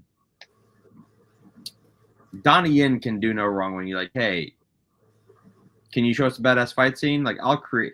And when he goes, I'll create something. It's like, all right. Makes you feel Jesus. lazy, doesn't it? Yeah, just a little bit. It does. Just a little. bit. Like you watch me, and I'm like, God damn it! All right, all right, right. well, We're going off on John Wick, and we still have 64 people here hanging out. If you guys Is, hit that exactly. like button, Is I know Stanley, are you still Right. watching? Stanley, if you're still here, sound off in the comments real quick, because you asked something at the very beginning. And if you are still here, I will show you. And if you're not still here, you will miss it. That's true, Stanley. He wants to show you something. He wants to show you something. We might get demonetized for that. Real quick. For anyone who has a Dragonfly. And obviously the playability for Spec is a lot. I'm sure he like his wife comes to bed, he's like, honey, huh? It's like, God damn it, put your missile away. Here, there's one thing that I didn't put in the review video that I probably should have. But just everybody and just listen.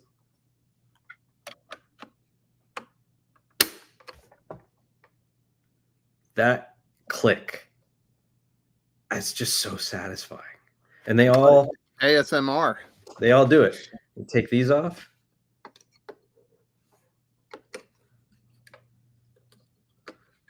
Hang on, I don't want to break it on air. I don't want to break it anymore on air.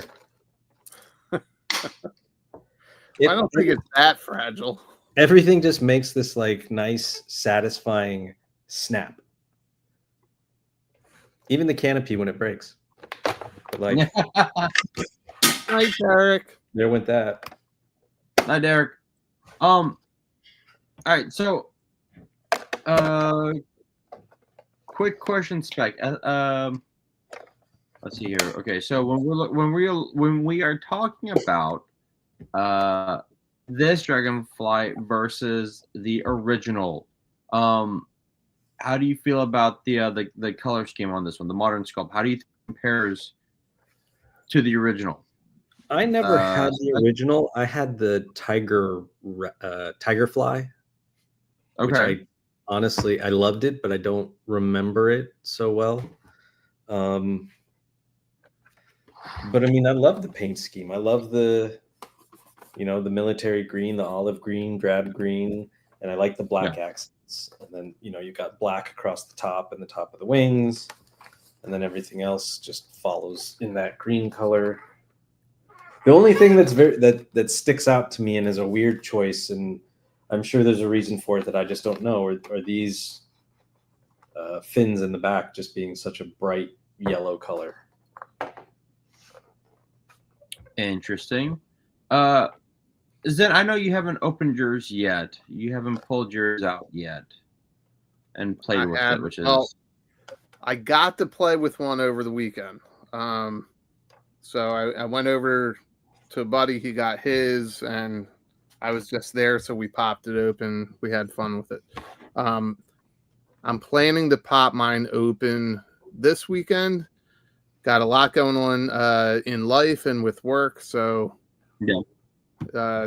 We got to do a little bit of time management. But this weekend, I am actually free.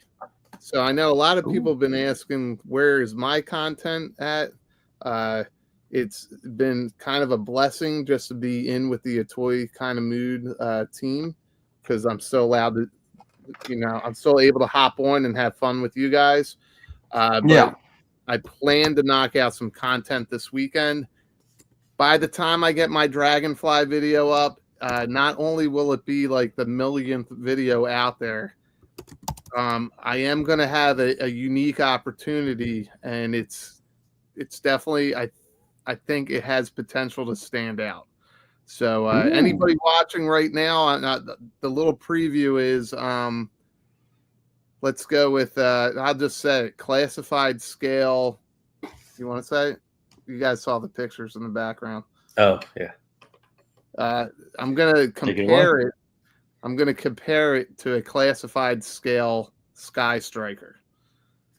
You guys are going to freak out. We're doing this outside. We're doing it this weekend. It should come out really nice, the video. But yeah, it'll be up in the next week or so. That's amazing. now, Spec, you answered the question because this was one of the questions I was gonna ask y'all. Are you going to zombify your Dragonfly with the decals? No, if I had gotten a second one to keep, which where the hell would I put it? Maybe, but I mean, I didn't put any decals on the Hiss either. The tampos that they put on this are enough for me. Like, I don't want to put any of the decals on. I mean, I know like the teeth and all that stuff. When you see the people that put them on, they weren't designed in such a way so like they go over all these little rivet parts and the lines in the sheet metal and so they don't stick well. From what I've seen, they kind of pop up or have air bubbles. Really? I don't want that. Like, no. You know, and so are you guys like when you guys were kids, right? Were you kind of vanilla with your with your stuff? No, I put the stickers on those. Yeah, no, I understand. You like, but did you follow the directions, or were you creative? Oh no, I followed the directions. Yeah, so I was OCD. I did the same thing too. So like when it comes to certain product, like you know, you have something like a third party Gridiron who made all this beautiful stuff for the Vamp to really pimp it out, right? I still have a regular Vamp because I want it to look the way they intended it. And then I've got a second one where I can kind of, you know, what was it? West Coast Customs exhibit. I ride. So I love the customization. We are living in a golden age of toy making because there's 3D printers. There's all these third parties. There's Etsy. There's all these different people in the community that can add to what you already have. So I agree. This is amazing. This is what we dreamt of as kids, right? And we're doing it now as we're older, but we're enjoying it. So, but I always find myself defaulting to what the manufacturer intended. That's me. It's a weird thing. Like if I take a photo and I put somebody else at like a gridiron gun or some other, if I mix and match, as soon as I'm done taking the photo, I always have to put it back to what the default factory setting is. Like that's just how my brain works. I don't want I want it to be how it was meant to be displayed from the original people that created it. Yeah.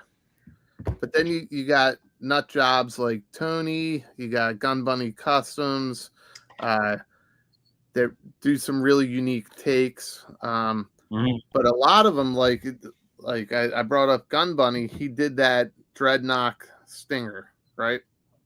Yep. Where it was a modern take on the Sears exclusive, which is amazing, but it also goes back to that nostalgia. That's what they intended. Right. You know what I mean? So I don't know. That's I have very into the retro. I have an envy for people like Gun Bunny or Tony that can get a brand new toy and that's what they have, and then they're immediately cutting pieces off or modifying or doing whatever.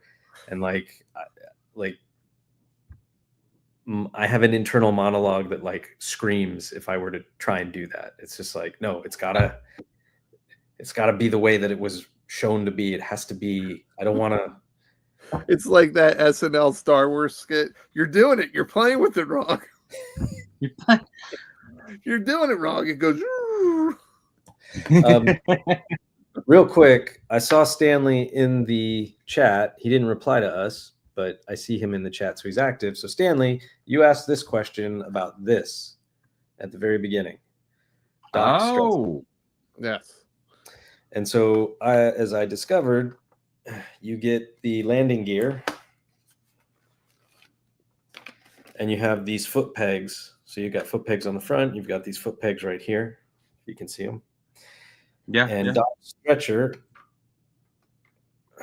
sits in between. Well, I just fucked it up. Trying to do this one-handed. Dock You stretcher should be using that. sits between those foot pegs. I'm gonna put it down real fast. Yeah, because you look ridiculous right now. I feel ridiculous right now. There we go. It just kind of clicks in between those 2 foot pegs, and then it's on there. It's not going anywhere. Not unlike that part of my canopy that went flying off. All right, so Stanley, yes, that answers your question. We all kind of, I think we kind of knew it, right? Like we knew that it was coming. Whether it was intentional or not, I think it was. There's a lot of design features in the original line that they never advertised that people figured out. Yeah, this feels intentional. Yes, that's intentional. So if you have an original, a Real American Hero Dragonfly and Doc, his stretcher fits in there. So a lot of people think that was the original intention, but I don't think it's documented anywhere. I think there's one Marvel comic where he does it. I could be wrong. I could be wrong about that. But it's not really referenced anywhere. Lenny and team made sure that this was a thing. So yeah. It's totally not OSHA approved. Yeah. No. Yeah. Can you imagine just being strapped to that thing while going into combat? Or being Don't taken die, out. don't die. Now, quick question. Because you both have the hiss, you both have the Dragonfly. I have the hiss. It's still in the box. I've never been able to pull it out because I don't have any room for it right now. How does it compare to the hiss? I know, Zen. I know.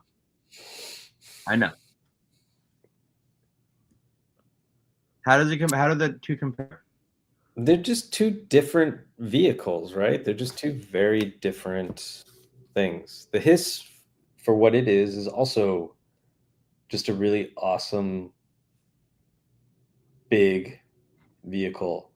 The fact that it has the tailgate that comes down and has the little kind of area inside with the gun racks and all that adds a level of playability to it. Yeah. But I mean, if you I'm the guy that hasn't really done any photography with any of the vehicles, let alone most of my Joes. If you go on my Instagram, like I still need to, I just haven't. But they're 2 very different vehicles. Something about the Dragonfly feels like it's more, I don't know, you want to play with it more. Wow. Maybe because it's new, maybe because it's shiny, maybe because of what they did with the electronics or the figures of the loadout. I'm telling you that the green lights on the inside are fucking phenomenal. It's such a so good. So that's great. If you're comparing the 2, Spec, would you, if you had to rate one in first place and one in second place, would you go with the hiss? Because I'm thinking of it like your first video is never going to top the hiss, just like the Dragonfly is never going to top the hiss.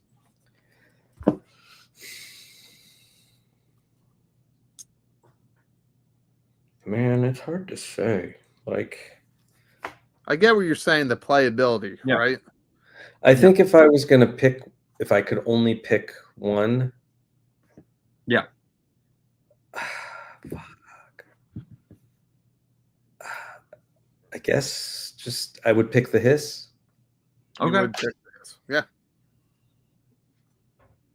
Only because I can see more versatility with it. Okay. Because of all the little things. But yeah, it's hard to top the first one. Right? It's kind of like I have 3 kids. I like my first one. I like my first one the best. I think it's an apples to oranges comparison, right? I think if we had gotten the Hiss first and then they had done something like a Wolverine or a Mauler second, Yeah. there would be more of a one-to-one comparison, whereas we have a tank versus a big helicopter. And Okay. I will sit there and say that I was the first one to be like, I don't want the Dragonfly. I don't want a big helicopter. I was never in love with the Dragonfly in the first place. It was always a great vehicle. It was, you know, and I really liked the Tiger Fly. Yeah. But like getting into the whole reason I don't want a tank. I don't want an outdated Abrams tank. I don't want a 50, 60-year-old piece of technology. I want something that's more updated, something that looks more sci-fi. But now that we have it and the way that they designed it and they put it together, like I'm super freaking happy that I have it. And I think that they nailed it.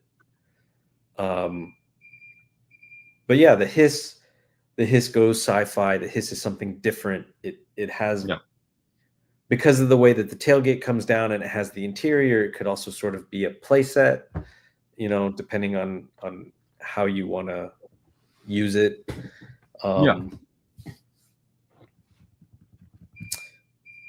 It's got a couple more cool. I mean, like this has, you know, it has the doors that open so that you can get access to the belt and the gun, and then the engine compartment under here. Oh, that's cool. And then which one could you take in the bath with you?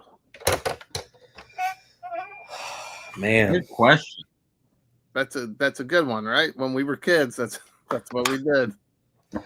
I mean, the Hiss would fit better. No, yeah, I think that the Hiss is just beautiful. It's just it was the first G.I. Joe classified HasLab. It's a hard thing to top, but the Dragonfly, once everybody gets theirs, you're gonna love it. You're gonna have fun with it.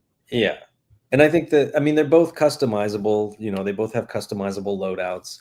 You know, the Hiss you can do so much with. You can do the front undergun turrets. You can do the missiles on the side. You cannot do the missiles on the side. You can use the tow hitch. You cannot use the tow hitch. You can put the shield over the turrets on the back. You can take that off. You can. It's got the ladders that come down. It's got, like, there's a lot to it. Well, there's playability for both. I mean, you could smack it, you could flip it, and you could rub it down.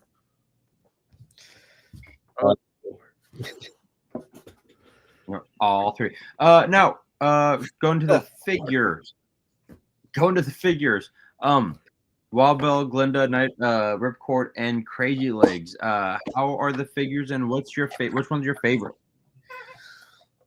Man, that's a tough one too. So, so what I have out right now, I have Ripcord out. Move the rotor. Jesus Christ! No, here, right there. Is that right there? There. That's perfect. So we've got Ripcord. I believe it's the Halo jumper body buck, but obviously the Night Force colors. Mm-hmm. All four figures in this set are gorgeous, and I have Ripcord displayed this way, and I wish that there was a better way to kind of have half the mask just sort of hanging off, because I would just totally display it like that. Well,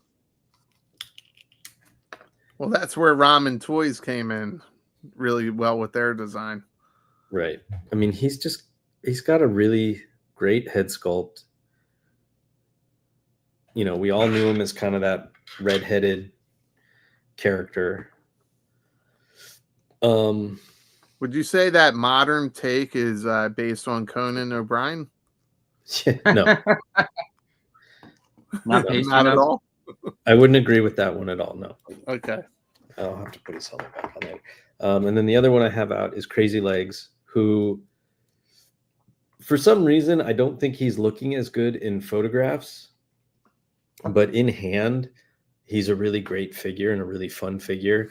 And his face sculpt is a lot better in person. That sort of 5 o'clock shadow they gave him works really well. I just haven't seen it photographed in a way that looks really nice. Hey, Spec, let Mr. me ask you Mag. I'm sorry, Bobby. Let me ask you a question about Crazy Legs. Sure. So I already challenged you to break the dragonfly in the hatch. Can you play with his legs to see if they snap off? No, but his backpack falls off. No, his legs are actually pretty good out of the box. Yeah. So there's a question out in social media world. Do they feel cheaper than the regular run of figures? No. I think it's just fat handed, and I don't mean actually fat. I just mean, that fat fingered rough person, and they're being vocal on several different types of social media. No, these do not feel cheaper by any stretch of the imagination. You look at Ripcord and his butterfly joints they stay in place. But they do feel they're very easy to move. Mm-hmm. Yeah. And I just got the new version 2 Storm Shadow this evening. He just arrived from Amazon, and it's the same thing. His butterfly joints are very loose. But they don't feel cheap. These guys all feel very solid. They feel very well done. So then let's real quick. Chaz had a question. Does anyone know if you can take the tail back off of it if you want to store it? So I have not tried, and I'm not going to try on camera. Chaz, I helped my buddy put this together over the weekend, and it felt kind of like you guys know when you put together the old stuff, like that permanent snap? Yep. You know what I mean? Like you click, boom, we ain't going back. That's what it felt like to me. But I will take a look at it on Saturday morning. So Saturday morning is when I'm doing my portion. The tail I remember when I put it on, it has 3 prongs, pressure things that click in, and I don't see any way to they're not visible. Those prongs are internal. So once you do it, I think it's done. Now I could be wrong. I'm not going to risk breaking mine to find out. So here's everybody's favorite figure from the entire HasLab. Everybody was so looking forward to Glenda. And I like on her box and on the back of her helmet, they do the Commandos. What is it? Commandos Heroicos. It's because she was Brazil? Brazilian figure? Yep. Yes. And I know everybody freaked out when they did the unboxing video, because nobody bothers to listen that when they did the unboxing video, they were still using pre-production figures, right? Nothing had been finalized. Yeah. So everybody's complaining, oh, her eyes are too dark. Oh, this, oh, that. Karen. Thank you so much, Figure Fight Club. Thanks, buddy. So let me read it. He's got a comment. Oh, I didn't even see the comment. It's $9.99. Great comment. Thank you. That's the best comment of the night. So clearly, this is not the same figure that we saw when they did the unboxing video. They went back, they fixed the face printing. They softened it up. Yeah. I think it looks fantastic. I think it's one of those figures. Spec on, and I'm sorry, it's probably the old fashions talking, but it's one of those figures that in hand it looks much better than it does on camera, because when you just held it up, it did look like she wanted to talk to the manager at Starbucks. No, I mean, she's got a little bit of a Karen expression. I'm not gonna lie on that, but she doesn't have those super dark under circles under her eyes that she kind of did on the unboxing video. So it's when that CoverGirl wave came out and everybody was complaining about the face printing, and it's the same wave with Falcon and all that. I believe they had just gone to a new factory, and I think it was also they had just started using the face printing. Yeah. They were still trying to dial it in, and so a lot of that stuff just came on way too heavy. So like CoverGirl's makeup and eyes and all that, just too heavy. Yeah. Falcon's lips and everything, too heavy. Yeah. And so I think that, you know, in the time since then, they've really figured that out and dialed that in. And, you know, whether you're down with her expression or not, it is a much more natural look. And I think it looks great. I think she looks great. Yeah, when you said about the face, you know, being too dialed in, I just thought of the Simpsons episode where Homer created the makeup applier for the lady on the go, and it's a shotgun with 3 different makeups on it. Bam! Man, the Simpsons. Oh man, okay. And then how's Wild Bill?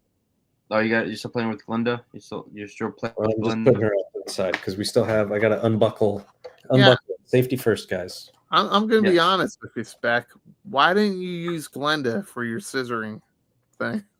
Because she was buckled into the thing. And Okay. Speaking of that, Bobby, can we add this just real quick? Yeah. I'm going to just put a PSA out there. We've got 79 people watching right now. There's a lot of bitching on social media about where does Wild Bill sit? Where does the actual pilot sit? Okay. This is a freaking toy. If you want him to match what you played with as a kid and have him in the front, go for it. Right? Like, just have fun with your toy. There's no right or wrong way to play with this thing. Wait, are people actually bitching on where to put Wild Bill? Yeah, I was on MySpace and I was in an AOL chat room, and these people were going nuts. And thank God I was busy downloading on Napster not to pay attention. But yeah, there's a lot of different people out there in social media land kind of bitching about where to put Wild Bill. Listen, you can be as accurate as you want. You could say that the hiss isn't a tank. You're talking about a toy line that also has a genetic super soldier as an emperor for Cobra, and also, you know, Nemesis Enforcer. So have fun with your toys. Set it up how you want. If you want to match up this original artwork, do it. Yeah. Guys are nuts. So here is the figure that I think everybody is the most excited about. Fucking Kurt Russell with his Prince purple hat on. I love it. Yep. Some tombstone action. So you can see he's the same body as Ripcord. Mm-hmm. Ripcord's got a little more paint detail on the zippers. But then you have, you know, you've got his vest, and then you just have the super intricate and ornate belt and holsters and gloves. And then he's got his cowboy boots. And then his blue Stetson. Awesome. Which is funny because my father was the Discom commander for the 1st Cavalry Division back in 92 through 94. And he still has his black Stetson. That's dope. But yeah, I mean, he's a dope figure. I didn't have many issues with the sunglasses when I was doing the review, and they do fit better than most of the others. Like right now, they're on there pretty well. Oh, hold on, Spec. Hold on. There we go. but they can pop off or they can be warped. Just like here, if I just flick it like that, it'll pop off. So, you know, I'm sure there'll be critiques with that. But he's a pretty badass figure. And, you know, this is the classified up version. We all know that there will be a retro version. They're not going to leave him stuck behind a paywall. Yeah. Yeah, Spec, do you, because now Stanley is here. Now Stanley's in the chat. Do you have the stretcher still on your Dragonfly? Damn it, Stanley. we asked for you by name. We said, Stanley, are you still here? Stanley, stand up. And then we showed everything. Yes, the stretcher is still on. So it just fits between the 2 foot pegs. Hang on, let me get it so it's better. It just fits between the 2 foot pegs, and it just kind of hangs out there. And I have it on upside down at the moment, if people want to complain about that. But it also fits right side up, and it's in there. It's not going anywhere. Put it upside down. Upside down. Well, I'm afraid that the... never mind. I'm sorry.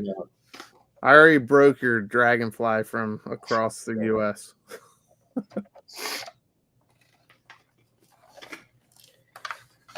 There we go. Okay, Stanley. Did you see it, Stanley? If not, you're going to have to watch the replay because I showed it twice. Stanley, please confirm that you saw that. Yes, please, Stanley. Oh, Joe Fan asked. I was wondering if it fit. There we go. At least answered Joe Fan's question there. I won't lie. When we do in April, a lot of my stuff will be going into storage, but I will be taking my Wild Bill with me because I need a Texan figure.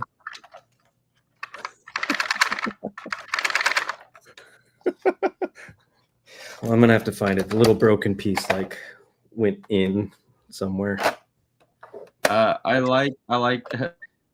I heard the side windows are very fragile. Joe Fan, when you watch the replay, you'll see Spec break his in real time. Womp, womp. But it still snaps in, so it's battle damaged. It's battle damaged. It'll match with the Rattler with the shot up window and the Yep. There you go. Now with them doing the Dragonfly and how it's coming out, do you think they'll learn what they did right and wrong with the Rattler, or do you think the Rattler will be on par with Dragonfly? Can I jump in on this one? By all means. Okay, so they have fewer employees at Hasbro these days. They do. Who knows how that's going to be handled? Honestly, like anybody working on projects like this, they don't wake up in the morning and go, you know what? I'm going to F with Specs, Dragonfly. I'm going to screw around with Bobbies, Baldies. You know, he can suck 2 of these. They don't normally do that. They might do that to me, but no, it happens. It does happen in manufacturing. I'm not giving them an out. I think it's for a larger company like Hasbro, this is kind of BS. Okay. We also don't know how widespread this is. So it could be across the entire production line, or it could be a certain lot. Maybe Specs and Bobby B's came off in the first 100, and then they realized, shit, we're starting to see some stress marks. Let's reinforce this or take this pressure away while we're making this going forward. And it sucks, and a decision has to be made because of production. They need to get that shit done. So who knows? If it's completely 100%, then it's completely unacceptable. But I guess we're going to learn, right?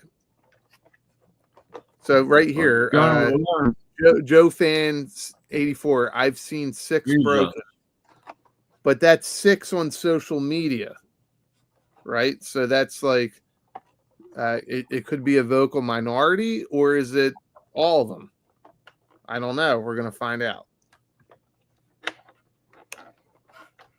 With this issue, for sure, this is what I'm going to focus on when I do mine on Saturday. Okay. Yeah, don't break yours. Don't break yours. That'd be bad. I don't plan to, but if it's an issue, it's got to be made public, right? 100%. 100%. Okay. Now, last but not least, before we go, and there we go. Needed the notes again. We don't have 2 more hours. We don't have 4 hours. We don't. No, I will say before we start closing this down, happy belated birthday to Specs' better half, Tony with Tony's Figs.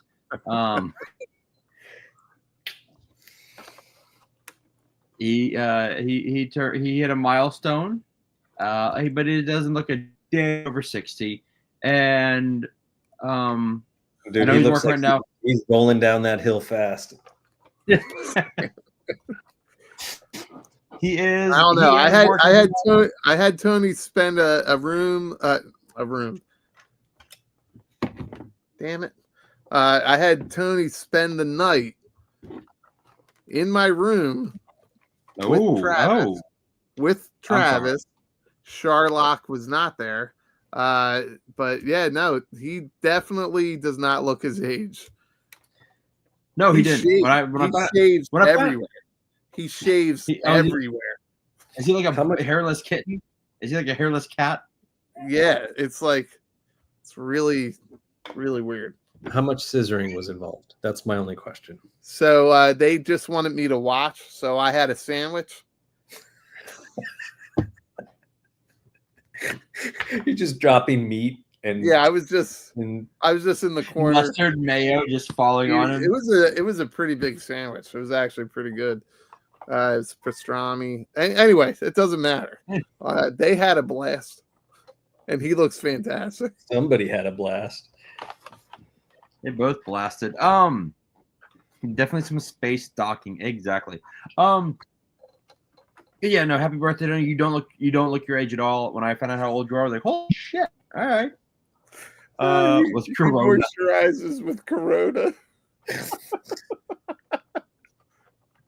Little at the end of the eye, under the eyelids. Baja Blast. Ooh. Okay. With that has been episode 196. Before we go, it's Modelo. Okay. Yeah, fine. I'll give you Modelo. I had one of my best friends. He used to, before he became a beer connoisseur, which annoying, used to love Tecate. That is disgusting. Yes, I was gonna say I've had that. Yeah. I once asked him, hey buddy, do you know how they make Tecate? He's like, no, how? I go, they give Mexicans good beer, and then he pissed into a can, and they leave it in the sun for about a few days. Then they bottle up and sell it to white guys like you, buddy. And no, wait a second. That's the recipe for Miller Lite. That's Bud Light. Oh, Bud Light. Actually, Bud Light's water. Actually, you know what? You're right. It is Bud Light because I actually do like Miller Lite on a really hot day. So, dude, when Miller Lite's got that nice like frosted sheet on it, it's good. It's refreshing. That's true. Listen, I'm sorry. Maybe Tecate. Travis can cut out what I said about Miller Lite. Tecate, Mexican Bud Light. Very true.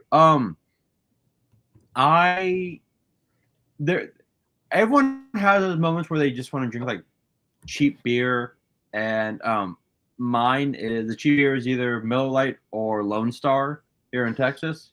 Coors Light. Oh, okay. That's Girls Light. It's just got like a nice malty taste to it. If I'm gonna do like a cheap shitty beer, well, I don't do the fucking hippie crap like Pabst. Pabst tastes like ass. Dude, fuck that shit. PBR, PBR is gross. Right here, Joe. Whenever I go out, it's usually always Dos Equis. Dos Equis. Do you guys have PBR out in Cali? Yeah, it's in every fucking PBR out in bar Texas? everywhere. Do you have PBR out in Texas? Yeah, never had one though. Yeah. It's barf. That's the best way to end the night after drinking all night. No, Oh, Yes. that shit's nasty. You know, get out here, Spec. you know what? Unsubscribed. So I like Dos Equis, but my last like girlfriend before I met my wife, she would always pronounce it like Dos Equis. I'm like, what are you doing? You sound pretentious because she's a white girl. And she's like, well, that's how you say it in Spanish. I'm like, stop it. God, you're gonna make me drink even more. And that's why I drink the whole bottle to myself because she was just annoying the shit out of me. Hey, any of you guys ever come to Philly? And I'm gonna extend this to the chat. Send me a message. Yingling. I will take you to the best PBR bar in America. We have a dedicated PBR bar in Philadelphia. Not a dedicated Yingling bar? You know what? I'm not going to say anything bad about Yingling. No, you can't. Go for it. No, I'm in Yingling country. So I know you are. Yeah, I'm not saying you are. Yet. Shark, I will tell you this. If I ever make it out to Australia for whatever reason, I will definitely take you up on some good Aussie beer. 100%. Like Foster's? Foster's.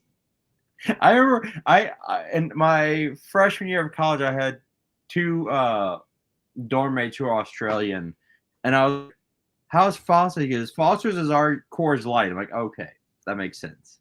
That makes sense. Over here, you could get those giant freaking oil cans, the Foster's oil cans. Like, that's what we would drink in college. It was cheap. It was easy. Tasted decent. Like, it's funny. When I was in New Orleans, I was at this bar, and there was eight guys from Australia. They were part of this football team, and we ended up talking. And I actually was talking with Adam with Shark Eyed, and I think they were like an hour north of where he lives. So we were going back and forth. Yeah, and we got hammered. It was a good night. Oh, who love a good. There's a few breweries around me, so I do really I usually drink local, which is always good. Either Houston, all right, Austin, best brewery around you, Bobby. It's either going to be Karbach or is it Eureka. Eureka is actually like both are within like a 5 to 10 minute drive from me, and usually you will see me drinking them on the show. Nice. But yes, I've had a Eureka. Yes. Eureka is really good. Buckle Bunny is my favorite from them. Nice. Buckle Bunny, yeah, is really good with them. Yeah. Best brewery around me is Firestone Brewery, which is literally like 2 miles up the street, and they have a great restaurant as part of the brewery. I was flipping off Travis, not you, Spec. Oh, okay. Right there, Moody. No, buddy, I mentioned Lone Star. I said Lone Star when I want to drink like like not a shitty cheap beer, but like a cheap beer. I go Lone Star. Like it's usually when I go to my parents' place up in Dripping Springs, and I'm going to go up there for Thanksgiving. But then like after Thanksgiving, I'm packing all my stuff pretty much and just putting it in storage up there. After we do like the yard work, he's got like a ton of Lone Star in his fridge. Yeah, Lone Star Light. I'll crack those up. My brother and I used to drink those all the time. Good God. Oh. Yeah, well, there's nothing like a nice crisp beer. I had a Lone Star before, not a Lone Star Light. So I'll let you keep that with you and your brother. That's awesome that you guys got to enjoy that. But I've had Lone Star before, and there's always those like kind of crisp light beers. Not everything has to be an IPA or a porter or a stout or triple whatever. Exactly. No, give me a nice crisp ale. An ale? You're an ale guy? I mean, I just like whatever, like a good blonde beer or even like a red beer. I mean, I'm not a big IPA guy. If it's a Citra, like a more citrusy IPA, I can dig it, but like I don't like the super bitter. I like an ale or a lager. Yeah, I like Hefeweizens. Look at this. Shark. Lager all day, dude. Some lager. Lager. Yeah.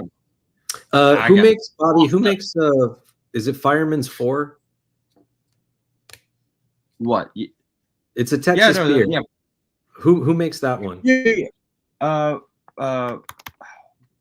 What is it called again? Fireman's 4, I think. There we go. Fireman's 4. It is that is real ale, and yes, it is Texas. Okay, because the last time I was out there, which was I don't know. Blanco. It was like 9 years ago. That's what I would drink when we go out drinking out there. Is I'd get that was a good beer. I like that one a lot. Yeah, that was a good beer. We're not talking about that, Tony. I can't do Heineken. Heineken is. I've tried it once. I've tried it a few times, and every time I'm like, oh, this is disgusting. Why did I drink this? If I had to, not my first choice. It's not my first, second, third, fourth, or fifth. But yeah, I can't do IPA. There was one time I went out with a buddy of mine, and I had 3 IPAs. I'm like, ooh, I feel a little. All right, let's go. And we called it a night. I'm home. I'm working on a script, and all of a sudden, like, oh, I'm gonna be sick. Sucked. On 3. Like, dude, I wasn't like I was like talking to my mom. I'm like, fine. Like, then it just hit my stomach wrong. Wow. I have one IPA. I mean, as I said, I can do a citrusy IPA. There is one IPA. It's not a citrus IPA that I can kind of get down on. Let me see if I still have a bottle. Get down. Okay. With the citrus. Get down. There we go. Exactly. So, Bobby, what's your favorite style of beer? I like a good like light like a Hefeweizen, like a blonde. Yeah, like a good blonde beer. There is actually there's a brewery in Austin called Live Oak, and their beer gets brought down here to Houston, and there was that, and there was Twisted X up in Austin. Twisted X is like a mile from my parents' place. I actually walked there with my sister and her husband. Both are really good blonde beers and are both like light, just really tasty. Yeah. Have you had Never heard the younger? No, you can only get the younger, from my understanding, at the Russian River Brewery, which is up in Oregon, I think. So during Philly has Philadelphia Beer Week. Now, I think they actually skipped last year, and if anybody knows and can correct me, it's fine. But we had designated bars that would carry like Pliny, and you could get the younger and the elder at the same time. Yeah. Really? Yeah. I'd love to try the younger. This used to be like nearly impossible to get. And I think around COVID time, I don't know if they upped production or allocation or what, but whenever it does its annual drop, it's not as hard to find. Yeah, well, a lot of these cooler breweries were bought out by the bigger conglomerates. So they were able to up the production and send stuff out. Yeah, but was Russian River bought out, or are they still family? I don't know, but in your neck of the woods, or at least in the north, Elysian. Do you guys know Elysian at all? Yep. They were bought out. Elysian was bought out. Golden Brewing Company, which was Glendale, started while I still lived there. They got bought out. Sculpin, who makes Sculpin? I don't know, but we're starting to be a beer kind of mood. Yeah. Hey, we got people watching us, and they're digging it. Hey, Zen, Mr. Magnus, he lives in Philly and has never heard of it. Can you be more specific? Because I will take you. He's never heard of Yuengling before. You never heard of England? No. There's no way you can live in Pennsylvania and never heard of that. True. Yeah, this is Mr. Magus. This is a hidden gem. You can shoot me a message. Yeah, you can shoot me a message through Instagram, but I will meet you at this bar and we will have a blast. Ballast Point. That's it. Evo Genius. Yeah. Ballast Point. They were bought out by one of the bigger ones. Yeah, I did a beer commercial years ago for Miller High Life. You did? Yeah. And they we shot in LA for like 3 days, and then we flew to Chicago, and we shot in Milwaukee at the factory for a day, and then we shot in Chicago for a day. And this was one of those rare commercials, because they don't do this anymore, but they used to do this all the time in like the 90s, where the client, Miller, treated us, the entire crew, super well. They were taking us out to like expensive dinners, and they put us up in W Hotel, like super nice hotels. And then when we were done shooting at Miller, we took a bus there, and then they were like, "Hey, we're going to take you over to our tasting area, which is set up like a bar. And here's your cup, and there are the taps. Go nuts." Wow. Oh shit. It was like a 3-level bar, and you could drink as much as you wanted. That's nice. Damn. It was a good time. All right, so I'm going back to Mr. Magus. The beer fest thing. Philly Beer Week. It's usually every first week in June. So if you're in the Philly area, you know Yards. Yards is usually where we will take the beer hammer. So there's this massive beer hammer. You have to be invited. I've been there twice. You have to be invited. They hit the first keg, spills out, and then the rest of the week throughout Philly and South Jersey and North Delaware, certain bars will carry certain beers. So if you're a fan of, like, say, Founders, you guys know Founders beer at all? Mm-hmm. You can say no. What is it? The English breakfast? Yes. There Dude, you go. Yeah. Breakfast when I was stout. working in Detroit, that's what I would get, was the Founders. Oh my God, that's one of the best beers out there.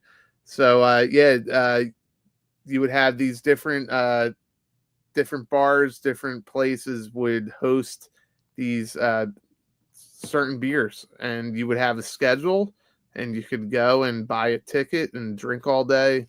It makes drinking look like a hobby, when actually you should probably be calling for some help.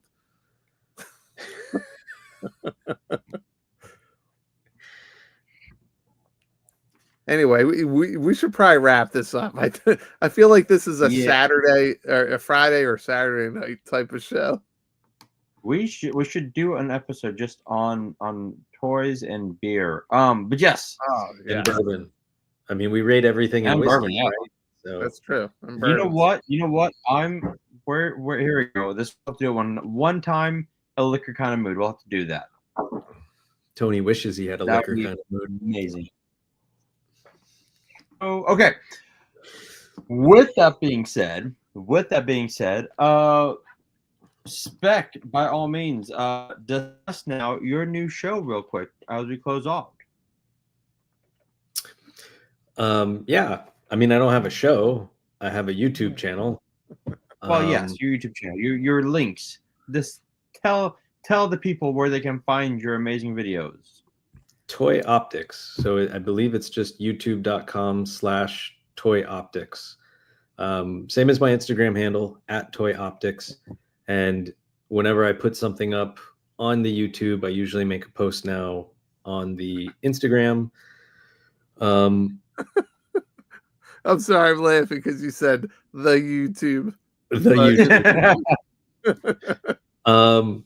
But yeah, like if you guys haven't checked it out, please check it out. I'm an open, like I have no ego about this. I'm open to critique. You guys can tell me you hated the video. You can tell me you liked the video.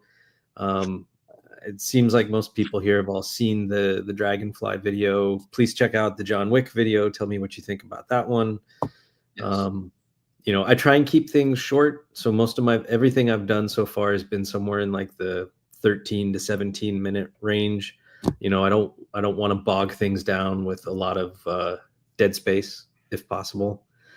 But yeah, you know, if you guys check it out, I'd appreciate the love. And that's that. I do have a couple new photos up on the Instagram that I'm really happy with. So nice. And then Baldy, you're at Baldy Locks.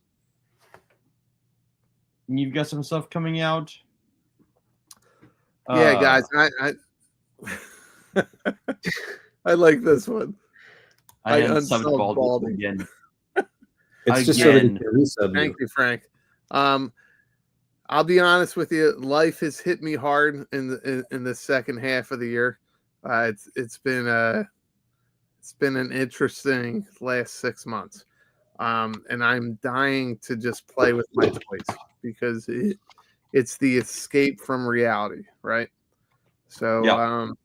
I can't wait to do that. I'm actually free this weekend, and I'm planning to knock out. I'm not going to go crazy, but I plan to knock out a few things.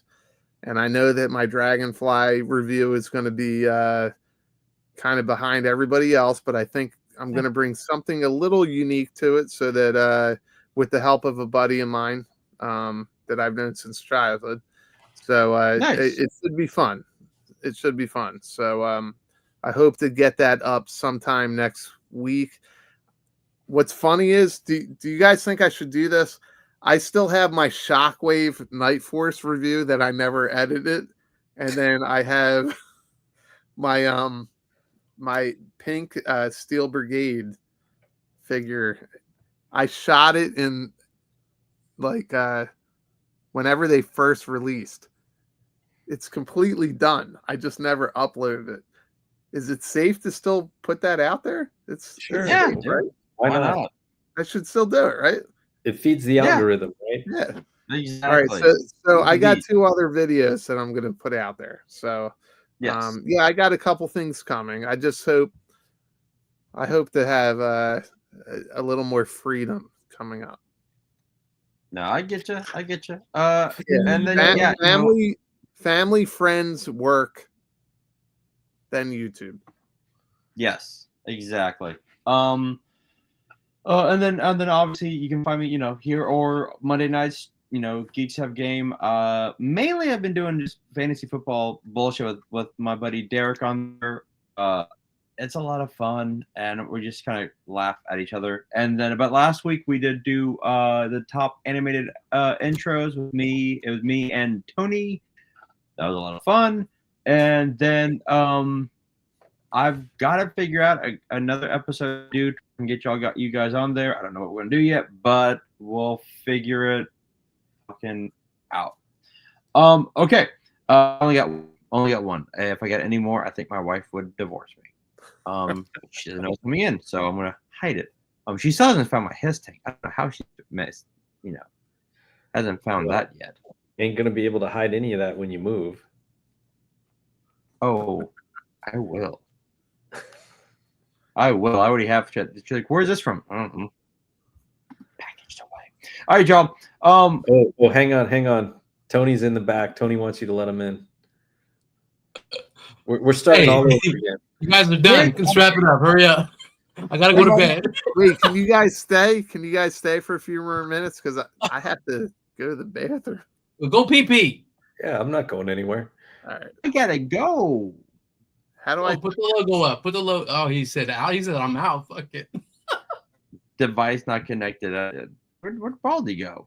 I don't know. He didn't have to log out. Just go. Yeah, I could have just removed him. What is happening? Oh man, hey Joe fan, I hope you feel better. What happened? That is not a fun time. Ooh, no, it's not. Diverticulitis. Oh, my mom had that not too long ago. My Ooh. mom gets that every now and then.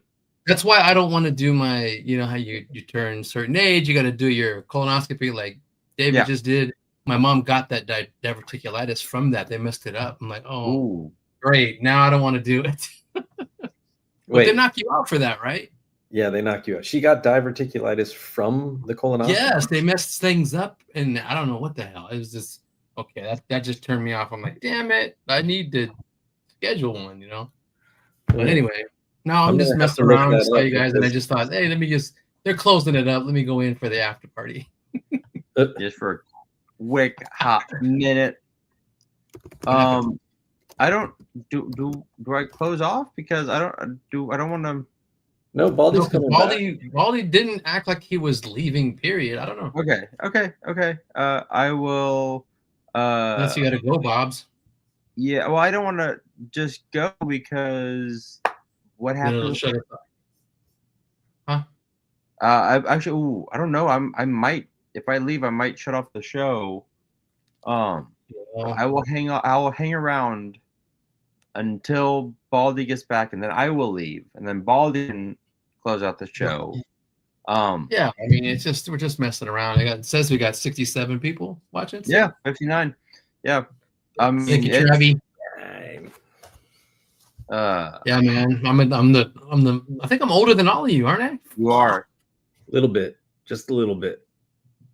Just a tip. Just a little bit. Just a little bit. Much older than Bobby, but not as old as Oh, Bobby, how old are you? 40? 42. That's close. Fucking young buck over there. I just young bastard.